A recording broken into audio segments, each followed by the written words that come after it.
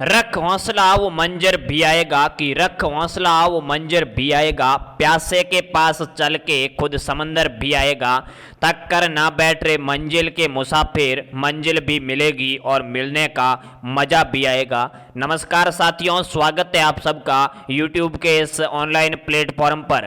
तो साथियों, आज की अपनी क्लास रहने वाली है पूरे राजस्थान जीके के 250 क्वेश्चन, जिसमें इतिहास, भूगोल, कला, संस्कृति, सारी राज व्यवस्था वगैरह मिश्रित क्लास है। राजस्थान की सभी भर्तियों के लिए यह क्लास बहुत इंपॉर्टेंट साबित होने वाली है। इस क्लास से आपको राजस्थान जीके के 15 से 20 क्वेश्चन है वो हूबहू किसी न किसी एग्जाम में जरूर देखने को मिलेंगे। चलिए शुरू करते हैं आज के इस क्लास को। आज का पहला प्रश्न है, राजस्थान में अफीम उत्पादक जिले कौन से हैं? साथियों, अभी तक आपने चैनल को सब्सक्राइब नहीं किया है तो जल्दी से सब्सक्राइब कर दीजिए, साथ ही साथ बेल आइकन ऑल पे प्रेस कर दीजिए, वीडियो को अपने दोस्तों तक शेयर जरूर कीजिएगा। चलिए शुरू करते हैं आज की क्लास को। तो पहला क्वेश्चन मैंने आपको बताया है, राजस्थान में अफीम उत्पादक जिले कौन से है? पहला है चित्तौड़गढ़, दूसरा है बारां, तीसरा है झालावाड़ और चौथा है ये सभी। जल्दी से इसका राइट आंसर बताना है कि राजस्थान में अफीम उत्पादक जिले कौन से है। अफीम, चलिए तो इसका राइट आंसर हो जाएगा ये सभी, यानी चित्तौड़गढ़, बारां, झालावाड़ उस क्षेत्र में अफीम होता है। और अफीम का वैज्ञानिक नाम क्या है साथियों? पेपेवर सोमनिफेरम। क्या है? पेपेवर सोमनिफेरम अफीम का वैज्ञानिक नाम है। चलिए आगे बढ़ते हैं दूसरे सवाल की ओर। ज्यादा मैं विश्लेषण नहीं करूंगा क्योंकि ये सवाल है वो बहुत लंबे चलने वाले हैं, कम से कम 2 घंटे की अपनी क्लास चलने वाली है। चलिए देखते हैं आज का दूसरा क्वेश्चन। काजरी स्थित है एक संस्था है साथियों, काजरी। क्या है? काजरी। काजरी का फुल फॉर्म आपको पता होना चाहिए, central arid zone research institute. केंद्रीय शुष्क अनुसंधान केंद्र किस जिले में स्थित है, जिसकी स्थापना 1959 में हुई थी? तो पहला ऑप्शन है जयपुर, दूसरा है जालौर, तीसरा है जोधपुर और चौथा है जैसलमेर। जल्दी से इसका राइट आंसर कमेंट बॉक्स में सारे भाई बहन बताएंगे। बिल्कुल इसका सही आंसर हो जाएगा जोधपुर। काजरी कहाँ है भाई? जोधपुर में है और आपरी भी जोधपुर में है। काजरी की स्थापना 1959 में हुई, केंद्रीय शुष्क अनुसंधान केंद्र। चलिए आगे बढ़ते हैं अगले सवाल की ओर। तीसरा आज का बहुत इंपॉर्टेंट सवाल है, अन्न का कटोरा कहलाता है। अन्न का कटोरा किस जिले को कहते हैं साथियों? पहला ऑप्शन है अलवर, दूसरा है सवाई माधोपुर, तीसरा श्री गंगानगर और चौथा कोटा। जल्दी से इसका राइट आंसर बताना है, अन्न का कटोरा किस जिले को कहते हैं? तो इसका सही आंसर हो जाएगा श्री गंगानगर जिले को अन्न का कटोरा कहते हैं, क्योंकि वह नहरी क्षेत्र विकसित होने के कारण बहुत ज्यादा खाद्यान्न उत्पादित किया जा रहा है। चलिए आगे बढ़ते हैं आज के चौथे सवाल की ओर। राजस्थान में नई वन नीति की घोषणा कब हुई? राजस्थान में नई वन पॉलिसी है उसकी घोषणा कब हुई भाई? 2001 है पहला ऑप्शन, दूसरा है 2003, तीसरा है 2007 और चौथा है 2010। अभी तक किसी ने क्लास को शेयर नहीं किया है, चैनल को सब्सक्राइब नहीं किया है तो बहुत मेहनत करते हैं आपके लिए, तो इतना तो आपका नैतिक कर्तव्य बनता है साथियों, क्लास को शेयर कर दो। 1 मिनट में क्लास को फटाफट से शेयर कर दो। तो इसका राइट आंसर हो जाएगा 2010। राजस्थान की न्यू वन नीति है वो 2010 में घोषित हुई। सबसे ज्यादा वन है वो उदयपुर जिले में है और सबसे कम वन है वो चूरू जिले में हो जाएंगे। चलिए भाई आगे बढ़ते हैं अगले सवाल की ओर। पांचवा सवाल देखते हैं, उड़न गिलहरी के लिए प्रसिद्ध अभ्यारण्य कौन सा है? उड़न गिलहरी के लिए कौन सा अभ्यारण्य प्रसिद्ध है? पहला है सीता माता अभ्यारण्य प्रतापगढ़, दूसरा है दर्रा अभ्यारण्य कोटा, तीसरा है सरिस्का अभ्यारण्य अलवर, चौथा है केवलादेव भरतपुर। जल्दी से आपको बताना है उड़न गिलहरी के लिए प्रसिद्ध अभ्यारण्य कौन सा है। पूरे 250 प्रश्नों की महामैराथन क्लास है, कम से कम 2 घंटे चलेगी, तो मजे के साथ पढ़ते जाइएगा। एक एक सवाल के साथ 4-4, 5-5 सवाल आपके तैयार होते जाएंगे। तो चलिए साथियों, इसका राइट आंसर हो जाएगा सीता माता अभ्यारण्य प्रतापगढ़। किस जिले में? अभी प्रतापगढ़ जिले में है। इस अभ्यारण्य में उड़न गिलहरी के साथ साथ 100 सिंगा भी पाया जाता है, जिसे भेड़ल या घंटेल भी कहते हैं। यह शीतल की मातृभूमि भी कहलाती है सीता माता अभ्यारण्य प्रतापगढ़। आगे बढ़ते हैं 6ठे सवाल की ओर। तो साथियों 6ठा सवाल है, राजस्थान में प्रथम चीनी उद्योग स्थापित किया गया। राजस्थान में प्रथम चीनी उद्योग है वो किस जगह स्थापित किया गया? पहला है चित्तौड़गढ़ में, दूसरा है भोपाल सागर, तीसरा है उदयपुर, चौथा है सीकर। जल्दी से इसका राइट आंसर बताना है, राजस्थान में किस जगह सबसे पहले शुगर मिल स्थापित की गई? तो इसका राइट आंसर हो जाएगा भोपाल सागर। भोपाल सागर किस जिले में है साथियों? तो ये चित्तौड़गढ़ जिले में हो जाएगा। और भोपाल सागर की जो मिल है वो कब स्थापित की गई? तो 1932 में की गई। और उसका नाम अगर आपको पूछे तो उसका नाम हो जाएगा द मेवा मेवाड़ शुगर मिल, क्या हो जाएगा, द मेवाड़ शुगर मिल इसका नाम हो जाएगा। चलिए आगे बढ़ते हैं 7वें सवाल की ओर। 7वां सवाल है, वस्त्र निर्यातक शहर के नाम से कौन सा शहर जाना जाता है? वस्त्र नगरी, अब्रक नगरी, क्या क्या नाम है? वस्त्र नगरी, अब्रक नगरी, टेक्सटाइल सिटी, बहुत सारे नाम है इस शहर के, तो आपको बताने हैं टेक्सटाइल सिटी। चलिए तो इसका राइट आंसर हो जाएगा भीलवाड़ा। वस्त्र निर्यातक शहर के नाम से भीलवाड़ा को जाना जाता है। चलिए आगे बढ़ते हैं अगले सवाल की ओर। मैं फास्टली करवा रहा हूं क्योंकि क्वेश्चन है वो बहुत ज्यादा है, आपका समय ज्यादा वेस्ट नहीं करने वाला हूं। चलिए साथियों 8वां क्वेश्चन देखते हैं। राजस्थान की मरुगंगा किसे कहते हैं? राजस्थान की मरुगंगा यानी मरुस्थल की गंगा किसे कहते हैं? इंदिरा गांधी नहर को कहते हैं, बीसलपुर परियोजना को कहते हैं, चंबल नदी को कहते हैं या बनास नदी को कहते हैं? जल्दी से इसका राइट आंसर बताना है। साथियों एक बार कमेंट करके जरूर बताएं क्लास कैसी लग रही है, अभी तक आपने शेयर किया है या नहीं किया है, तो जल्दी से इसका राइट आंसर मैं बताता हूं आपको। इसका सही आंसर हो जाएगा इंदिरा गांधी नहर, जिसका लास्ट पॉइंट है वो गडरा रोड बाड़मेर हो जाएगा। क्या हो जाएगा भाई? ये गांव है बाड़मेर का, गडरा रोड बाड़मेर, तो ये इसका लास्ट पॉइंट है, अंतिम बिंदु है। चलिए आगे बढ़ते हैं अगले सवाल की ओर। राजस्थान के प्रथम निर्वाचित मुख्यमंत्री कौन थे? निर्वाचित का अर्थ होता है लोगों द्वारा वोट देके बनाया गया, लोगों द्वारा मत पत्र का यूज करके सबसे पहले कौन से मुख्यमंत्री को चुना गया, निर्वाचित किया गया? तो पहला है हीरालाल शास्त्री, दूसरा है टीकाराम पालीवाल, तीसरा अशोक गहलोत, चौथा वसुंधरा राजे। जल्दी से इसका राइट आंसर बताना है। इसका सही आंसर हो जाएगा साथियों टीकाराम पालीवाल, राजस्थान के प्रथम निर्वाचित मुख्यमंत्री है। और राजस्थान के प्रथम मनोनीत मुख्यमंत्री माने हैं तो हीरालाल शास्त्री हो जाएंगे।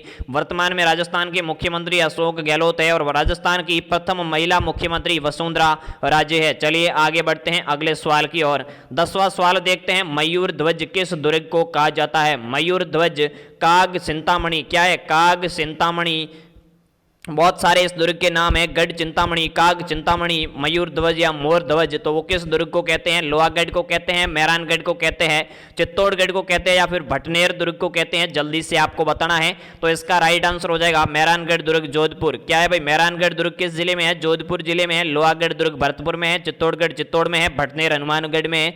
आगे बढ़ते हैं अगले सवाल की ओर। अगला सवाल है ढोला मारू किस चित्रकला शैली में निर्मित है?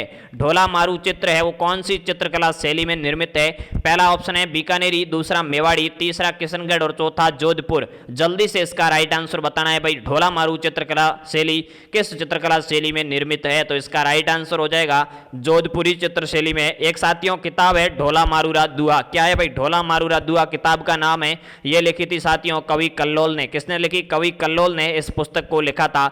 चलिए आगे बढ़ते हैं अगले सवाल की ओर।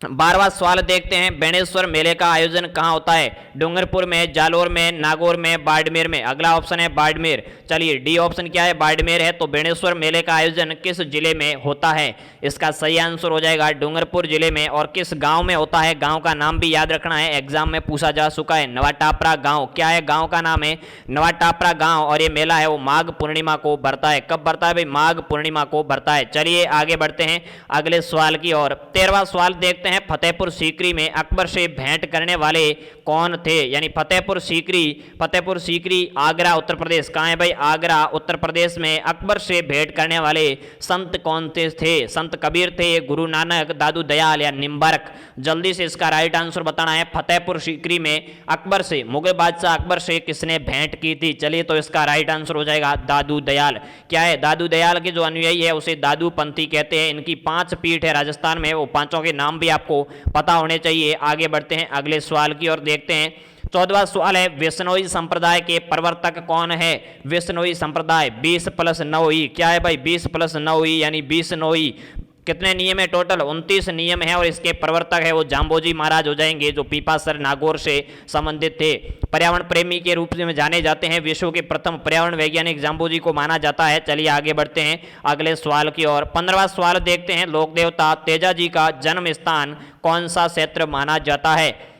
साथियों लोक देवता तेजाजी का जन्म स्थान पूछा गया है। पहला ऑप्शन है नागौर, दूसरा है खरनाल, तीसरा उंडू कश्मीर, चौथा है चूरू। उंडू कश्मीर में बाबा रामदेव जी का जन्म हुआ था। किसका हुआ था? रामदेव जी का जन्म हुआ था। साथ ही साथ चूरू में अगर पूछे तो ददरेवा चूरू में गोगाजी महाराज का जन्म हुआ था। खरनाल में तेजाजी महाराज का जन्म हुआ, इसका राइट आंसर खरनाल हो जाएगा। और नागौर में, पीपासर नागौर में जाम्बोजी का जन्म हुआ और बहुत सारे देवी देवताओं का जन्म भी नागौर में हुआ था।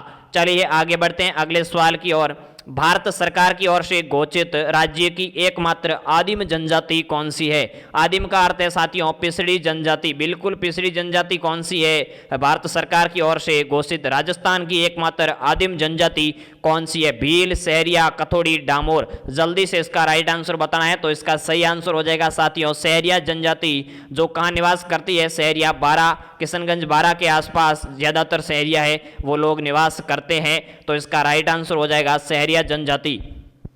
आगे बढ़ते हैं अगले सवाल की ओर। तिमणिया आभूषण पहना जाता है।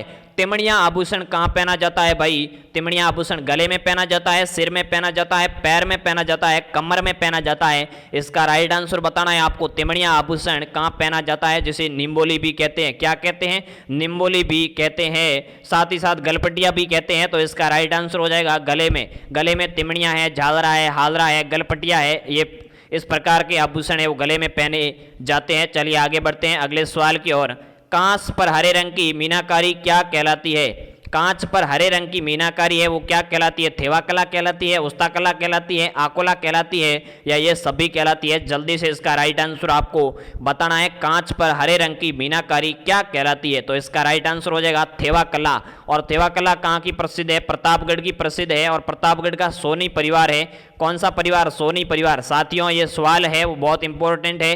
पिछली जो पुलिस कांस्टेबल परीक्षा हुई है अभी अभी जो संपन्न हुई थी मई में, 13 मई को, उस परीक्षा में सबसे पहली पारी में यह सवाल पूछा गया था कि प्रतापगढ़ का सोनी परिवार है वो किस कला के लिए जाना जाता है, या फिर थेवा कला के लिए कौन सा परिवार जाना जाता है? तो सोनी परिवार उसका उत्तर था। बहुत इंपॉर्टेंट आज के सवाल रहने वाले हैं। चलिए आगे बढ़ते हैं अगले सवाल की ओर। विश्व का सबसे बड़ा चांदी का पात्र कहाँ रखा हुआ है? विश्व का सबसे बड़ा चांदी का पात्र किस जगह रखा हुआ है? तो पहला ऑप्शन है जयपुर, दूसरा है उदयपुर, तीसरा है सिटी पैलेस, चौथा है भीलवाड़ा। जल्दी से इसका राइट आंसर बताना है भाई। एक महाराजा थे जिनका नाम था स्वरूप सिंह, उन्होंने ये पात्र है वो बनवाया था, वो विदेश की यात्रा पे गए थे। तो इसका राइट आंसर हो जाएगा सिटी पैलेस। कहाँ है सिटी पैलेस? कहाँ है भाई? जयपुर है। जयपुर के महाराजा माधो सिंह ने, सॉरी स्वरूप सिंह मैंने भूल से कहा है, माधो सिंह ने इस चांदी के पात्र का निर्माण करवाया और आज भी वो सिटी पैलेस में सुरक्षित रखा हुआ है। चलिए आगे बढ़ते हैं अगले सवाल की ओर। वंश भास्कर के रचयिता कौन है? वंश भास्कर एक ग्रंथ का नाम है और उसके रचयिता कौन है? पहला ऑप्शन है सूर्यमल मिश्रण, दूसरा है अंबिका दत्त व्यास, तीसरा है विजय सिंह, चौथा है गौरी शंकर हीराचंद ओझा। तो इसका राइट आंसर क्या है भाई? कमेंट बॉक्स में जल्दी से आपको राइट आंसर बताना है। वंश भास्कर के रचयिता कौन है? तो इसका सही आंसर हो जाएगा सूर्यमल मिश्रण। ये बूंदी के प्रसिद्ध कवि माने जाते हैं। महाराजा राम सिंह के दरबार में रहते थे। इन्होंने वीर सतसई और वंश भास्कर समेत बहुत सारे ग्रंथ लिखे थे। चलिए आगे बढ़ते हैं अगले सवाल की ओर।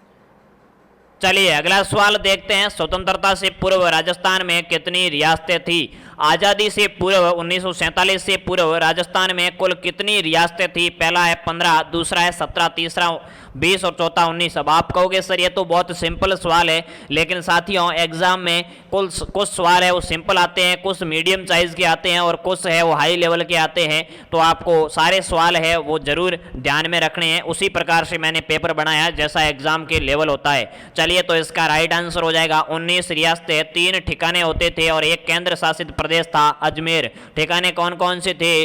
नीमराना, कुशलगढ़ और लावा, 3 ठिकाने थे। 19 रियासतें थी और एक केंद्र शासित प्रदेश था। तो चलिए साथियों आगे बढ़ते हैं अगले सवाल की ओर। कोशिश की तरकस में हौसलों का वो तीर जिंदा रख की हौसलों की तरकस में कोशिश का वो तीर जिंदा रख, हार जा जिंदगी में सब कुछ लेकिन फिर से जीतने की उम्मीद जिंदा रख। चलिए देखते हैं अगला सवाल 22वां। बाण माता किस राज घराने से संबंधित है? बाण माता है वो किस राज घराने से संबंधित है? पहला ऑप्शन है मेवाड़, दूसरा है मारवाड़, तीसरा जयपुर और चौथा अलवर। जल्दी से इसका राइट आंसर बताना है भाई। सारे साथी कमेंट बॉक्स में जरूर बताएंगे। अभी तक किसी ने क्लास को शेयर नहीं किया तो क्लास को शेयर कर दे, फटाफट से अपने साथियों को जोड़ने का प्रयास करें। साथ ही साथ क्या है पीडीएफ आपको डिस्क्रिप्शन में टेलीग्राम का लिंक दिया हुआ है, वहां से मिल जाएगी। क्लास को एक बार लाइक कर दो, चैनल पर पहली बार आए हो तो सब्सक्राइब कर दो। लैब असिस्टेंट, राजस्थान की सभी भर्तियां, बीएसटीसी पीटीटी से जुड़ी सारी जानकारी है वो हमारे चैनल के माध्यम से आप तक पहुंचाई जाएगी। चलिए देखते हैं इसका राइट आंसर। तो इसका राइट आंसर हो जाएगा मेवाड़। बाण माता है वो मेवाड़ घराने से संबंधित थी। सिसोदिया या गोइल वंश की कुल देवी भी मानी जाती है, मेवाड़ के महाराणाओं की कुल देवी मानी जाती है। तो इसका राइट आंसर क्या हो जाएगा, मेवाड़ घराने से संबंधित, ए इसका सही आंसर हो जाएगा। आगे बढ़ते हैं अगले सवाल की ओर। रणकपुर के जैन मंदिर किस जिले में है? रणकपुर के जैन मंदिर जो 1444 खंबे से बना हुआ है वो किस जिले में है? पहला है पाली, दूसरा है राजसमंद, तीसरा है सिरोही और चौथा है जालोर। जल्दी से इसका राइट आंसर बताना है, रणकपुर के जैन मंदिर किस जिले में है? तो इसका सही आंसर हो जाएगा पाली। किसने बनाए भाई? धारणक शाह ने इनका निर्माण करवाया था। धन्ना और धन्ने का मिश्रित नाम है धारणक शाह। चलिए, तो धारणक शाह ने पाली जिले में मथाई नदी के तट पे 1444 खंभों के मंदिर बनाए थे, जिसे रणकपुर के जैन मंदिर कहा जाता है। आगे बढ़ते हैं अगले सवाल की ओर।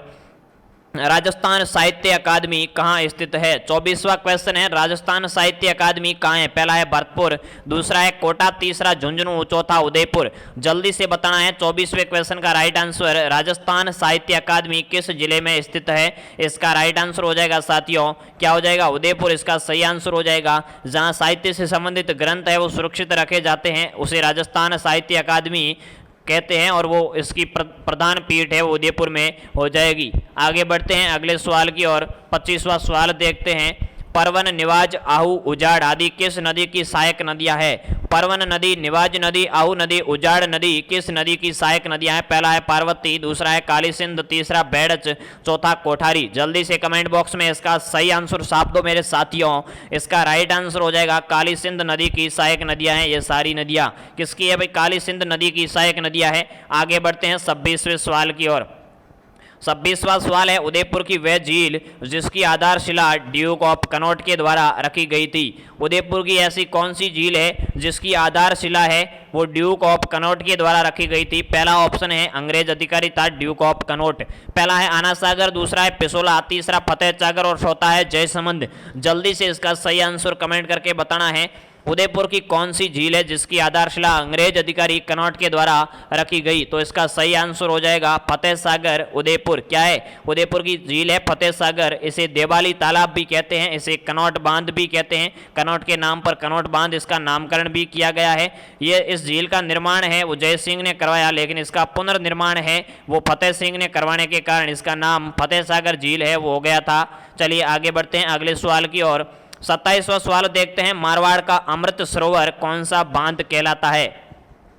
मारवाड़ का अमृत सरोवर कौन सा बांध कहलाता है? माई बजाज सागर, जवाई बांध, बीसलपुर बांध या मेजा बांध। जल्दी से इसका राइट आंसर बताना है। मारवाड़ का अमृत सरोवर पूछा है तो जो बांध मारवाड़ में है वही मारवाड़ का अमृत सरोवर होगा। तो मारवाड़ में जवाई नदी पे जवाई बांध बना हुआ है। कौन से जिले में है? पाली जिले में है।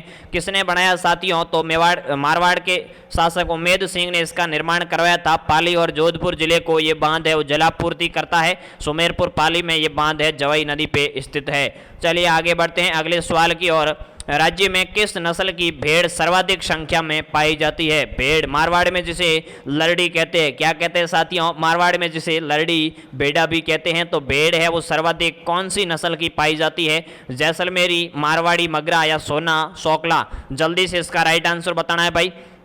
तो इसका सही आंसर हो जाएगा मारवाड़ी भेड़। कहाँ पाई जाती है? तो मारवाड़ी है तो निश्चित है कि मारवाड़ क्षेत्र में ही पाई जाती है। और 50% यानी राजस्थान की टोटल भेड़ों की 50% भेड़ें हैं वो मारवाड़ी नस्ल की ही है। चलिए आगे बढ़ते हैं अगले सवाल की ओर। एशिया का सबसे बड़ा कृषि फार्म सूरतगढ़ में है जो किस जिले में स्थित है? यानी सूरतगढ़ किस जिले में है जो एशिया का सबसे बड़ा कृषि फार्म बना हुआ है? पहला है श्रीगंगानगर, दूसरा है कोटा, तीसरा हनुमानगढ़, चौथा सीकर। तो इसका सही आंसर हो जाएगा श्रीगंगानगर जिले में एशिया का सबसे बड़ा कृषि फार्म सूरतगढ़ है।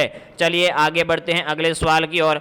वह खनिज जो राजस्थान में सर्वाधिक मिलता है एवं हरसौंट कहलाता है, उसका उपनाम क्या है? हरसौंट उसका उपनाम है। और जो राजस्थान में सर्वाधिक मात्रा में मिलता है, पहला है जिप्सम, दूसरा है अभ्रक, तीसरा है सीसा जस्ता और चौथा है सांदी। जल्दी से इसका आपको राइट आंसर बताना है। तो इसका सही आंसर हो जाएगा जिप्सम। क्या हो जाएगा भाई? जिप्सम है वो सर्वाधिक राजस्थान में मिलता है और उसका अन्य नाम या उपनाम पूछे तो हरसौंट हो जाएगा। आगे बढ़ते हैं 31वें सवाल की ओर। 31वां सवाल है, 3 जून 1961 को स्थापित वह संस्था जो राज्य में लघु औद्योगिक एवं हस्तशिल्प इकाइयों को वित्तीय सहायता प्रदान करती है, यानी रुपए पैसों की व्यवस्था करती है, धन प्रदान करती है छोटी इकाइयों को, लघु यानी छोटे औद्योगिक क्षेत्रों को, हस्तशिल्प इकाइयों को धन कौन सी संस्था प्रदान करती है? पहला है आरएफसी, दूसरा है रिको, तीसरा है राजसिको और चौथा है रूडा। तो इसका राइट आंसर हो जाएगा राजसिको। राजसिको की फुल फॉर्म क्या है? Rajasthan salt industry corporation. RAJSICO को ऐसे लिखा जाता है राजसिको। क्या है? RAJSICO, Rajasthan salt industry corporation इसकी फुल फॉर्म हो जाएगी। इसकी मुख्यालय है वो, इसका मुख्यालय जयपुर में हो जाएगा। चलिए आगे बढ़ते हैं अगले सवाल की ओर। राजस्थान की किस पड़ोसी राज्य से सर्वाधिक सीमा लगती है? यानी राजस्थान की सीमा है वो किस पड़ोसी राज्य से सर्वाधिक लगती है? पहला है पंजाब, दूसरा है हरियाणा, तीसरा यूपी, चौथा एमपी। जल्दी से इसका राइट आंसर कमेंट बॉक्स में छाप दीजिए मेरे रसगुल्लों। तो इसका सही आंसर क्या हो जाएगा भाई? इसका सही आंसर हो जाएगा एमपी और वो है 1600 किलोमीटर। क्या है? 1600 किलोमीटर। और सबसे कम पूछे तो पंजाब से 89 किलोमीटर हो जाएगी। आगे बढ़ते हैं अगले सवाल की ओर। जल्दी से जितने भी शेर शेरनियाँ जुड़े हैं उन सभी का बहुत बहुत स्वागत है। मीना, टीना, अंजू, रीना, मुकेश, सुरेश, रमेश, अनिल, सारे जितने भी जुड़े हैं उन सभी का स्वागत है। और साथ ही साथ क्लास को एक बार शेयर कर दो। पीडीएफ आपको बिल्कुल निःशुल्क टेलीग्राम पे मिल जाएगी जिसका लिंक डिस्क्रिप्शन में दिया हुआ है। सारे साथी चैनल पर पहली बार आए हो तो सब्सक्राइब भी जरूर कीजिएगा। देखते हैं अगला क्वेश्चन। राजस्थान का वह शहर जिसे पूर्व का वेनिस कहते हैं? एक है पेरिस और दूसरा है वेनिस। तो पेरिस तो जयपुर को कहते हैं और वेनिस किसे कहते हैं? तो इसका राइट आंसर हो जाएगा उदयपुर को पूर्व का वेनिस कहते हैं। झीलों की नगरी कहते हैं, फाउंटेन और माउंटेन का शहर कहते हैं। चलिए भाई आगे बढ़ते हैं अगले सवाल की ओर। अगला सवाल है राजस्थान की सबसे ऊंची चोटी किस जिले में स्थित है? पहला है उदयपुर, दूसरा सिरोही, तीसरा जयपुर और चौथा सीकर। जल्दी से इसका राइट आंसर बताना है। राजस्थान की सबसे ऊंची चोटी किस जिले में स्थित है? तो इसका राइट आंसर हो जाएगा सिरोही में और वो है गुरु शिखर। क्या है नाम? गुरु शिखर, जो 1722 मीटर जिसकी ऊंचाई है, 5650 मीटर उसकी फीट में ऊंचाई हो जाएगी। आगे बढ़ते हैं अगले सवाल की ओर। अगला सवाल देखते हैं 35वां। राजस्थान में सर्वाधिक सिंचाई होती है, यानी राजस्थान में सर्वाधिक सिंचाई किन साधनों से होती है? साधन का नाम आपसे पूछा गया है। बहुत इंपॉर्टेंट सवाल है, कम से कम 3 से 4 बार परीक्षाओं में पूछा गया है पिछली परीक्षाओं में, इसलिए बहुत इंपॉर्टेंट है, याद आपको होना चाहिए। राजस्थान में सर्वाधिक सिंचाई नलकूपों से होती है, तालाब से होती है, खड़ेड़ से होती है या इन सभी से होती है? जल्दी से इसका राइट आंसर बताना है। तो इसका राइट आंसर हो जाएगा कुएं और नलकूपों से। साथ में अगर कुआं आ जाए तो कुआं और नलकूप दोनों उत्तर सही हो जाएंगे। और सबसे ज्यादा कुएं और नलकूपों से सिंचाई है वो किस जिले में होती है? तो इसका राइट आंसर हो जाएगा जयपुर जिले में सर्वाधिक सिंचाई कुएं और नलकूपों से होती है। आगे बढ़ते हैं अगले सवाल की ओर। राज्यपाल के द्वारा जारी अध्यादेश को राज्य विधानमंडल का सत्र प्रारंभ होने के कितने समय तक विधानमंडल में रखा जाना अनिवार्य है, अन्यथा वे निष्प्रभावी हो जाएगा? यानी जब राज्यपाल अध्यादेश जारी करता है तो राज्य विधानमंडल का सत्र प्रारंभ होने के कितने समय तक, यानी कितने समय के अंदर अंदर विधानमंडल में या विधानसभा या विधान परिषद में रखा जाना अनिवार्य है, नहीं तो वो निष्प्रभावी हो जाएगा। तो राज्यपाल है वो क्या है, आपातकाल समय में अध्यादेश जारी करता है, अपने हस्ताक्षर से कानून बनाता है और उसको अगर 6 सप्ताह के भीतर तक विधानमंडल में नहीं रखा सत्र चालू होने के बाद तो वो निष्प्रभावी हो जाएगा। और 6 सप्ताह के अंदर क्या है, विधानमंडल अगर उसको मंजूरी दे दे तो वो वापस कानून के रूप में लागू हो जाता है। तो इसका राइट आंसर 6 सप्ताह हो जाएगा। प्रश्न आपको समझ में आ गया होगा ऐसा मेरा विश्वास है। चलिए आगे बढ़ते हैं अगले सवाल की ओर। आयड़ नदी का अन्य नाम क्या है? आयड़ नदी का दूसरा नाम क्या है? पहला है बनास, दूसरा है संबल, तीसरा है जाखम, चौथा है बेड़स। जल्दी से इसका राइट आंसर बताना है। आयड़ नदी का अन्य नाम क्या है? तो साथियों इसका राइट आंसर हो जाएगा बेड़स। क्या हो जाएगा? बेड़स इसका राइट आंसर हो जाएगा। आयड़ नदी जब उदय सागर झील में गिरती है, कौन सी झील में? उदय सागर झील में गिरने के बाद इसका नाम क्या हो जाता है? बेड़स हो जाता है। आगे बढ़ते हैं अगले सवाल की ओर। बेणेश्वर धाम 3 नदियों से संबंधित है, उनमें से 3 नदियां कौन सी है? सोम, माई, जाखम, ये सभी। तो 3 नदियों के उत्तर दिए गए हैं, ऑप्शन दिए गए हैं, तो 3 नदियां ये हो जाएगी। सोम, माई और जाखम के संगम पर डूंगरपुर जिले में बेणेश्वर धाम बना हुआ है। आदिवासियों का कुंभ यहाँ मेला लगता है। माघ पूर्णिमा को खंडित शिवलिंग की पूजा होती है, या कैसे शिवलिंग की? खंडित शिवलिंग की पूजा से तो बेणेश्वर हो जाएगा। आगे बढ़ते हैं अगले सवाल की ओर। भूरी मिट्टी का प्रसार किस नदी बेसिन में पाया जाता है? भूरी मिट्टी का प्रसार है यानी भूरी मिट्टी कौन सी नदी बेसिन में पाई जाती है? नदी बेसिन का अर्थ होता है एक मुख्य नदी और उसकी सहायक नदियां नदी बेसिन क्षेत्र का निर्माण करती है। तो इसका राइट आंसर हो जाएगा बनास नदी। बनास नदी कौन कौन सी जिलों में बहती है? तो राजसमंद है, चित्तौड़गढ़ है, भीलवाड़ा है, अजमेर है, टोंक है, ये जिले है वो बनास नदी से संबंधित है। चलिए आगे बढ़ते हैं अगले सवाल की ओर। राजस्थान का गौरव कौन सा वृक्ष कहलाता है? राजस्थान के गौरव है वो बहुत लोगों को कहते हैं, एक इसमें यहाँ वृक्ष का पूछा गया है। राजस्थान का गौरव भामाशाह को भी कहते हैं, राजस्थान का गौरव चित्तौड़ दुर्ग को भी कहते हैं, लेकिन यहाँ वृक्ष का पूछा गया है तो खेजड़ी राइट हो जाएगा। आपको प्रश्न है वो ध्यानपूर्वक देखना है। खेजड़ी है वो राजस्थान का गौरव कहलाता है, राज्य वृक्ष भी है। चलिए आगे बढ़ते हैं अगले सवाल की ओर। राजस्थान के किस जिले में राष्ट्रीय पक्षी अभयारण्य है? यानी राजस्थान का ऐसा कौन सा जिला है जिसमें राष्ट्रीय पक्षी अभयारण्य बना हुआ है? पहला है रणथंभौर, दूसरा है भरतपुर, तीसरा है अलवर और चौथा है कोटा। यहाँ आपको क्या है, कंफ्यूज नहीं होना है, आपको केवलादेव वाला सही करना है। केवलादेव घना पक्षी विहार भरतपुर, राजस्थान में एकमात्र पक्षी अभयारण्य है वो है भरतपुर का केवलादेव घना पक्षी विहार भरतपुर। चलिए इसका राइट आंसर हो जाएगा बी। आगे बढ़ते हैं अगले सवाल की ओर। संगमरमर की मूर्तियों के लिए प्रसिद्ध जिला कौन सा है? संगमरमर है वो कहाँ का प्रसिद्ध है वो तो आपको पता होना चाहिए, नागौर का प्रसिद्ध है। वैसे राजस्थान में सबसे ज्यादा संगमरमर है वो मकराना नागौर का प्रसिद्ध है, लेकिन संगमरमर की मूर्तियां हैं वो कहाँ बनती है? तो इसका राइट आंसर हो जाएगा जयपुर। क्या हो जाएगा? संगमरमर की मूर्तियों के लिए जयपुर शहर है वो प्रसिद्ध है। आगे बढ़ते हैं अगले सवाल की ओर। वह जिला जहाँ पेट्रोलियम का वृहद भंडार मिला है, पेट्रोलियम का विशालतम भंडार किस जिले में मिला है? इसका राइट आंसर आपको बताना है। पहला ऑप्शन है बाड़मेर, दूसरा है पाली, तीसरा जालोर और चौथा है भीलवाड़ा। जल्दी से इसका राइट आंसर कमेंट बॉक्स में बताइए मेरे शेर शेरनियों। तो इसका सही आंसर हो जाएगा बाड़मेर में, हमारा जिला बाड़मेर जहां पेट्रोलियम का वृहद भंडार मिला है। यहाँ पेट्रोलियम के बहुत सारे कुएं हैं जिसका नाम भी आप एक बार एग्जाम में पूछा गया था। इस प्रकार के नाम दिए गए थे, मंगला रागेश्वरी, क्या नाम दिए थे? मंगला रागेश्वरी, ऐश्वर्या, भाग्यम, इस प्रकार के नाम दिए थे और पूछा था कि ये है वो किसके नाम है? तो ऑप्शन में था बाड़मेर में तेल के कुएं। तो बाड़मेर में तेल के कुओं के नाम भी आपको याद होने चाहिए, मंगला, रागेश्वरी, ऐश्वर्या, भाग्यम, यानी सारे लड़कियों के नाम पे रखे गए नाम है। आगे बढ़ते हैं अगले सवाल की ओर। अमेरिकन कपास का उत्पादन किस जिले में होता है? अमेरिकन कपास का उत्पादन राजस्थान के किस जिले में होता है?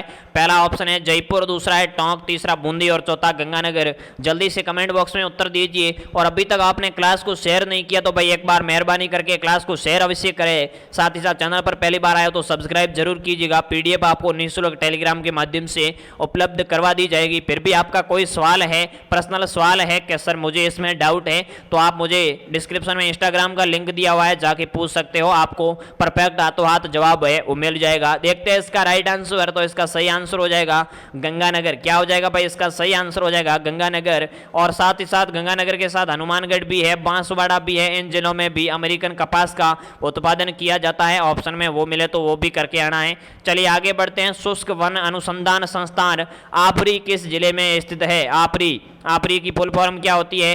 आपरी आपरी की फुल फॉर्म क्या होती है? Arid forest research institute. तो आपको बताना है कि आपरी किस जिले में स्थित है। एरिड फॉरेस्ट रिसर्च इंस्टीट्यूट, पहला है बीकानेर, दूसरा है हनुमानगढ़, तीसरा है जोधपुर और चौथा है चूरू।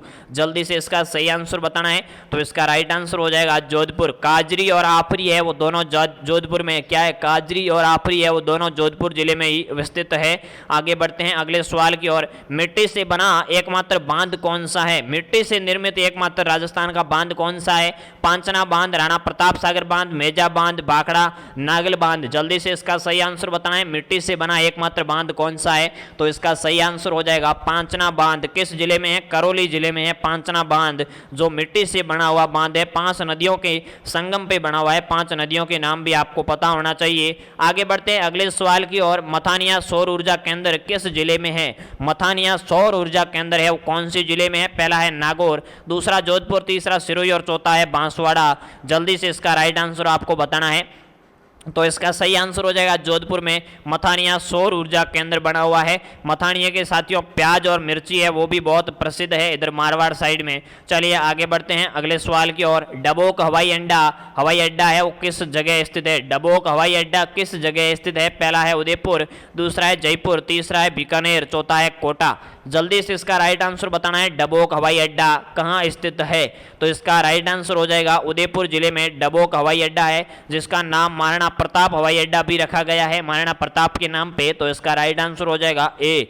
चलिए आगे बढ़ते हैं 49वें सवाल की ओर। राष्ट्रीय आयुर्वेद संस्थान यानी एम्स क्या है? किसका पूछा गया है? अखिल भारतीय आयुर्विज्ञान संस्थान एम्स कहाँ स्थित है? किस जिले में? राजस्थान का एम्स है वो किस जिले में है? तो इसका राइट आंसर हो जाएगा जोधपुर जिले में अखिल भारतीय आयुर्विज्ञान संस्थान बना हुआ है। All India emergency medical service अखिल भारतीय आयुर्विज्ञान संस्थान। चलिए आगे बढ़ते हैं अगले सवाल की ओर। पंचायती राज संस्थाओं के चुनाव कराने का दायित्व किसका है? पंचायती राज संस्थाओं के जो चुनाव होते हैं वो कौन करवाता है? पहला है राज्य निर्वाचन आयोग, दूसरा है मुख्यमंत्री, तीसरा केंद्रीय निर्वाचन आयोग, चौथा है इन सभी का। जल्दी से इसका राइट आंसर बताना है। पंचायती राज संस्थाओं के चुनाव कौन करवाते हैं? जो सरपंचों के चुनाव होते हैं, प्रधानों के चुनाव होते हैं, वार्ड पंचों के चुनाव होते हैं, वो कौन करवाता है? तो ये करवाता है राज्य निर्वाचन आयोग, जिसका मुख्यालय जयपुर में है। चलिए आगे बढ़ते हैं अगले सवाल की ओर। चलिए अगला सवाल है, राजस्थान में राज्य मंत्रिपरिषद में मंत्रियों की अधिकतम संख्या हो सकती है? यानी राजस्थान में जो मंत्रिपरिषद है उसमें मंत्रियों की अधिकतम संख्या है वो कितनी हो सकती है? पहला ऑप्शन है 15, दूसरा है 12, तीसरा है 25 और चौथा है 30। तो इसका राइट आंसर तो हो जाएगा 30। साथियों, किसी भी मंत्रिपरिषद में चाहे केंद्र की हो चाहे राज्य की हो, उसमें सदस्य संख्या की 15% से ज़्यादा नहीं हो सकती है। तो राजस्थान में 100 का 15% 15 हो जाएगा, और 200 संख्या है टोटल विधायकों की, तो 200 का 15% है वो 30 हो जाएगा। यानी राजस्थान में मंत्रियों की संख्या 30 हो सकती है। और ये जो व्यवस्था है 15% वाली, ये 91वें संविधान संशोधन के द्वारा लागू की गई थी। आगे बढ़ते हैं अगले सवाल की ओर। राजस्थान में कितने संभाग है? बहुत सिंपल क्वेश्चन है, जल्दी से बता देता हूं। राजस्थान में 7 संभाग है। सबसे नवीन संभाग है वो साथियों भरतपुर है। कौन सा है? भरतपुर सबसे नवीन संभाग है जो 2005 में अस्तित्व में आया था। आगे बढ़ते हैं अगले सवाल की ओर। राजस्थान में पहली बार राष्ट्रपति शासन कब लागू हुआ? बहुत इंपॉर्टेंट सवाल है साथियों, नोट कर लीजिए। राजस्थान में पहली बार आपातकाल है, राष्ट्रपति शासन है, वो कब लागू हुआ था? पहला ऑप्शन है 1952, दूसरा है 1955, तीसरा 1962 और चौथा है 1967। तो इसका राइट आंसर हो जाएगा 1967। इसका सही आंसर है मोहनलाल सुखाड़िया सरकार के समय राजस्थान में पहला आपातकाल है वो लगा था। चलिए आगे बढ़ते हैं अगले सवाल की ओर। अगला सवाल है, राजस्थान का वह जिला जहां से कर्क रेखा निकलती है? तो बहुत बार पढ़ चुके हैं साथियों, ज़्यादा समय वेस्ट